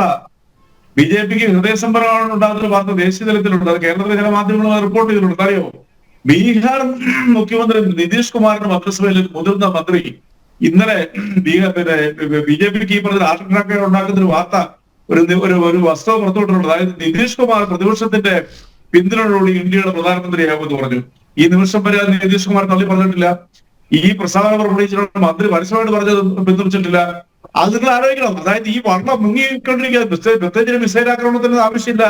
കേന്ദ്ര സർക്കാർ ഈ പറഞ്ഞ നിതീഷ് കുമാറിനെ ചന്ദ്രബാബു നായിഡുവിനെ കാരണത്തിന് മുന്നോട്ട് പോയിക്കൊണ്ടിരിക്കുന്ന 400 സീറ്റ് വേണ്ടി ഇന്ത്യയുടെ ഭരണഘടന തിരുത്തുന്ന 1 നേഷൻ 1 ഇലക്ഷൻ എന്നൊക്കെ പ്രഖ്യാപിച്ച ആ രാഷ്ട്രീയ കക്ഷിക്ക് ഇന്നിപ്പം പൊതു ഇടങ്ങളിൽ പോലും പ്രതിപക്ഷത്തിന്റെ കാല് പിടിക്കേണ്ട സാഹചര്യത്തിലേക്ക് വന്ന ആ പാർട്ടി ഇവിടെ കേന്ദ്രം തരാൻ പോണെന്നുള്ള വാർത്ത പുറത്തുവന്നിരിക്കുക. അതിൽ അടിപൊളി ചർച്ച ചെയ്തിരിക്കുക. ഹരിയാനയ്ക്ക് ഇവിടെ അങ്ങനെ മാറ്റി നിർത്തും. അപ്പൊ അതാണ് ഇതിന്റെ വസ്തുത. അപ്പൊ അതുകൊണ്ട് നിങ്ങളുടെ പ്രതീക്ഷയിലേക്ക് ഇരിക്കാന്ന് പറഞ്ഞാല് എനിക്ക് ഭയങ്കര കൗതുകം തോന്നുന്നു. ഒറ്റ MP-മാരെ പോലും നമുക്ക് വിലക്ക് മേടിക്കാൻ പറ്റിയിട്ടില്ല കഴിഞ്ഞ 5 മാസത്തിലേക്ക്. മറ്റെന്തായിരുന്നു ഇന്ത്യയിലെ 11 സംസ്ഥാനങ്ങളിൽ നിന്ന് എത്ര MLA-മാരെ കോടികൾ എടുത്ത് കച്ചവടം ചെയ്തിട്ടുണ്ട്. മധ്യപ്രദേശിലെ ഒരു മന്ത്രിസഭയെ നിങ്ങൾ വീഴ്ത്തിയില്ലേ?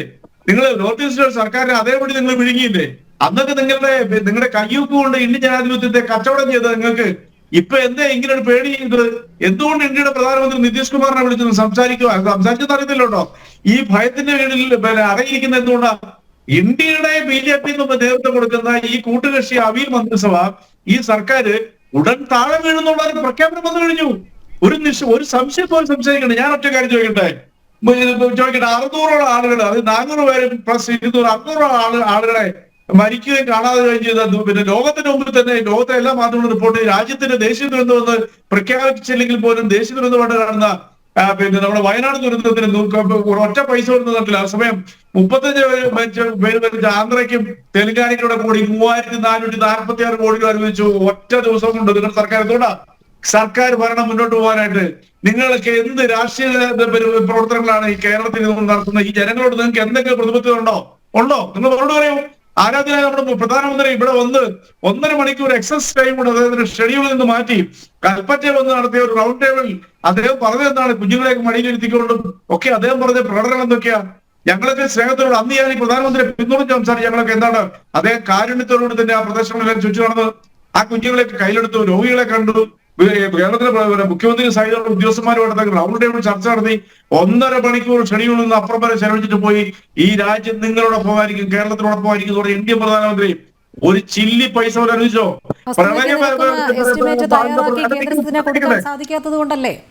നിക്കേ ആര് പറഞ്ഞു തെലങ്കാനയും ആന്ധ്രാപ്രദേശിലും 3446 രൂപ കൊടുത്തേ? ഏത് റിപ്പോർട്ടിന്റെ പേരില്ല എസ്റ്റിമേറ്റ് കൊടുക്കാൻ പറ്റും? കൊടുത്തില്ലേ? മെമ്മോറാണ്ടം കൊടുത്തില്ലേ? നിങ്ങൾ എന്താ പറയണത്?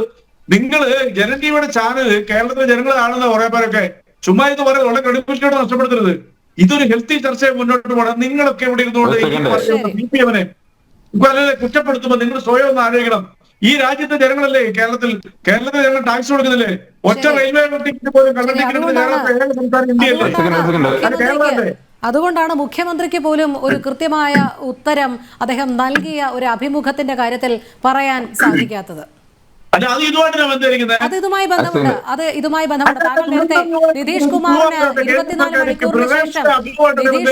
24 മണിക്കൂറിന് ശേഷം ഒരു അഭിപ്രായമില്ല എന്ന് പറഞ്ഞു. 3 ദിവസങ്ങൾ കഴിഞ്ഞിട്ട് മുഖ്യമന്ത്രിക്ക് അഭിപ്രായമില്ല എന്നുള്ളത് എടുത്തു പറയേണ്ടതാണ്. നിതീഷ് കുമാറിന് 24 മണിക്കൂറിന് ശേഷം അഭിപ്രായമില്ല എന്ന് പറഞ്ഞുകൊണ്ട് മുഖ്യമന്ത്രിയുടെ കാര്യം കൂടി പറയേണ്ടതാണ്. ഞാൻ പറഞ്ഞോളാം. മുൻ മുഖ്യമന്ത്രി ചൗഹാൻ ഇപ്പോഴത്തെ കൃഷിമന്ത്രി വന്നിട്ട് 24 മണിക്കൂറുള്ളിൽ 3446 കോടി രൂപ ട്രാൻസ്ഫർ ചെയ്ത് കൊടുത്ത് എന്ത് എസ്റ്റിമേറ്റിന് പേരില്ല? നിങ്ങൾ മറുപടി പറയൂ. എന്തുകൊണ്ടാ പറയൂ? നിങ്ങൾ മറുപടി പറയൂ. ഞാൻ പറഞ്ഞുതരാം റജി. ഞാൻ പറഞ്ഞുതരാം. ശരി അദ്ദേഹത്തിന്റെ മറുപടി.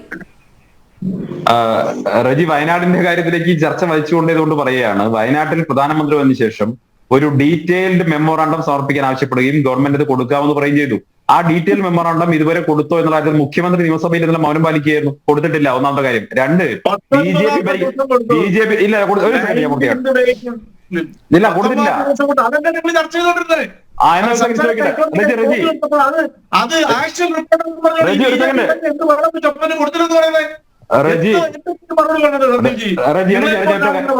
റജി, ഞാൻ തടസ്സപ്പെടുത്തല്ലേ? ഡീറ്റെയിൽ മെമ്മോറാണ്ടം കൊടുത്തെങ്കിൽ പ്ലീസ് റജി, ഡീറ്റെയിൽ മെമ്മോറാണ്ടം കൊടുത്തു എന്ന് റജി പറയുന്നത് വസ്തുതാ വിരുദ്ധമാണ്. ഡീറ്റെയിൽ മെമ്മോറാണ്ടം കൊടുത്തെങ്കിൽ ഒറ്റ കാര്യം പറഞ്ഞാൽ മതി. നിങ്ങൾ ഉണ്ടാക്കാൻ ഉദ്ദേശിച്ച ടൗൺഷിപ്പ് എവിടെയാണ്? ആ ടൗൺഷിപ്പിന്റെ രേഖ ഡീറ്റെയിൽ മെമ്മോറാണ്ടത്തിൽ ഉണ്ടാവണ്ടേ?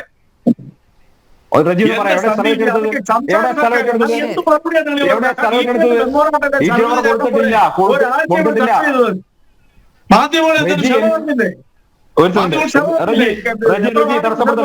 റജി തടസ്സപ്പെടുത്തല്ലേ? അല്ല, ഒരു സെക്കൻഡ് ഞാൻ മറുപടി പറഞ്ഞോട്ടെ.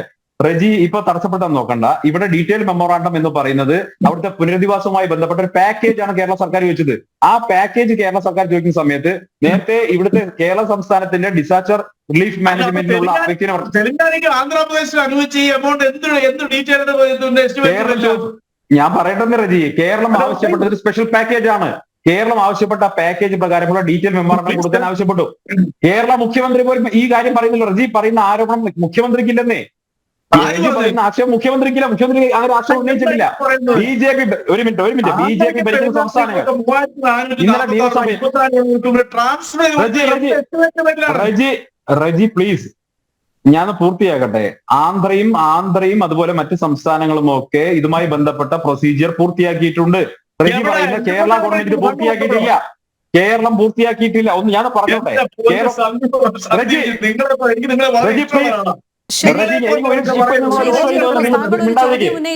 മറുപടി പറയാൻ സമ്മതിക്കേ?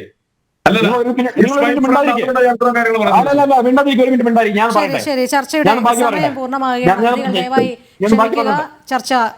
ചർച്ച ഇവിടെ പൂർണ്ണമാകുന്നു. പങ്കെടുത്ത എല്ലാ അതിഥികൾക്കും നന്ദി. ഒപ്പം പ്രേക്ഷകർക്കും നമസ്തേ.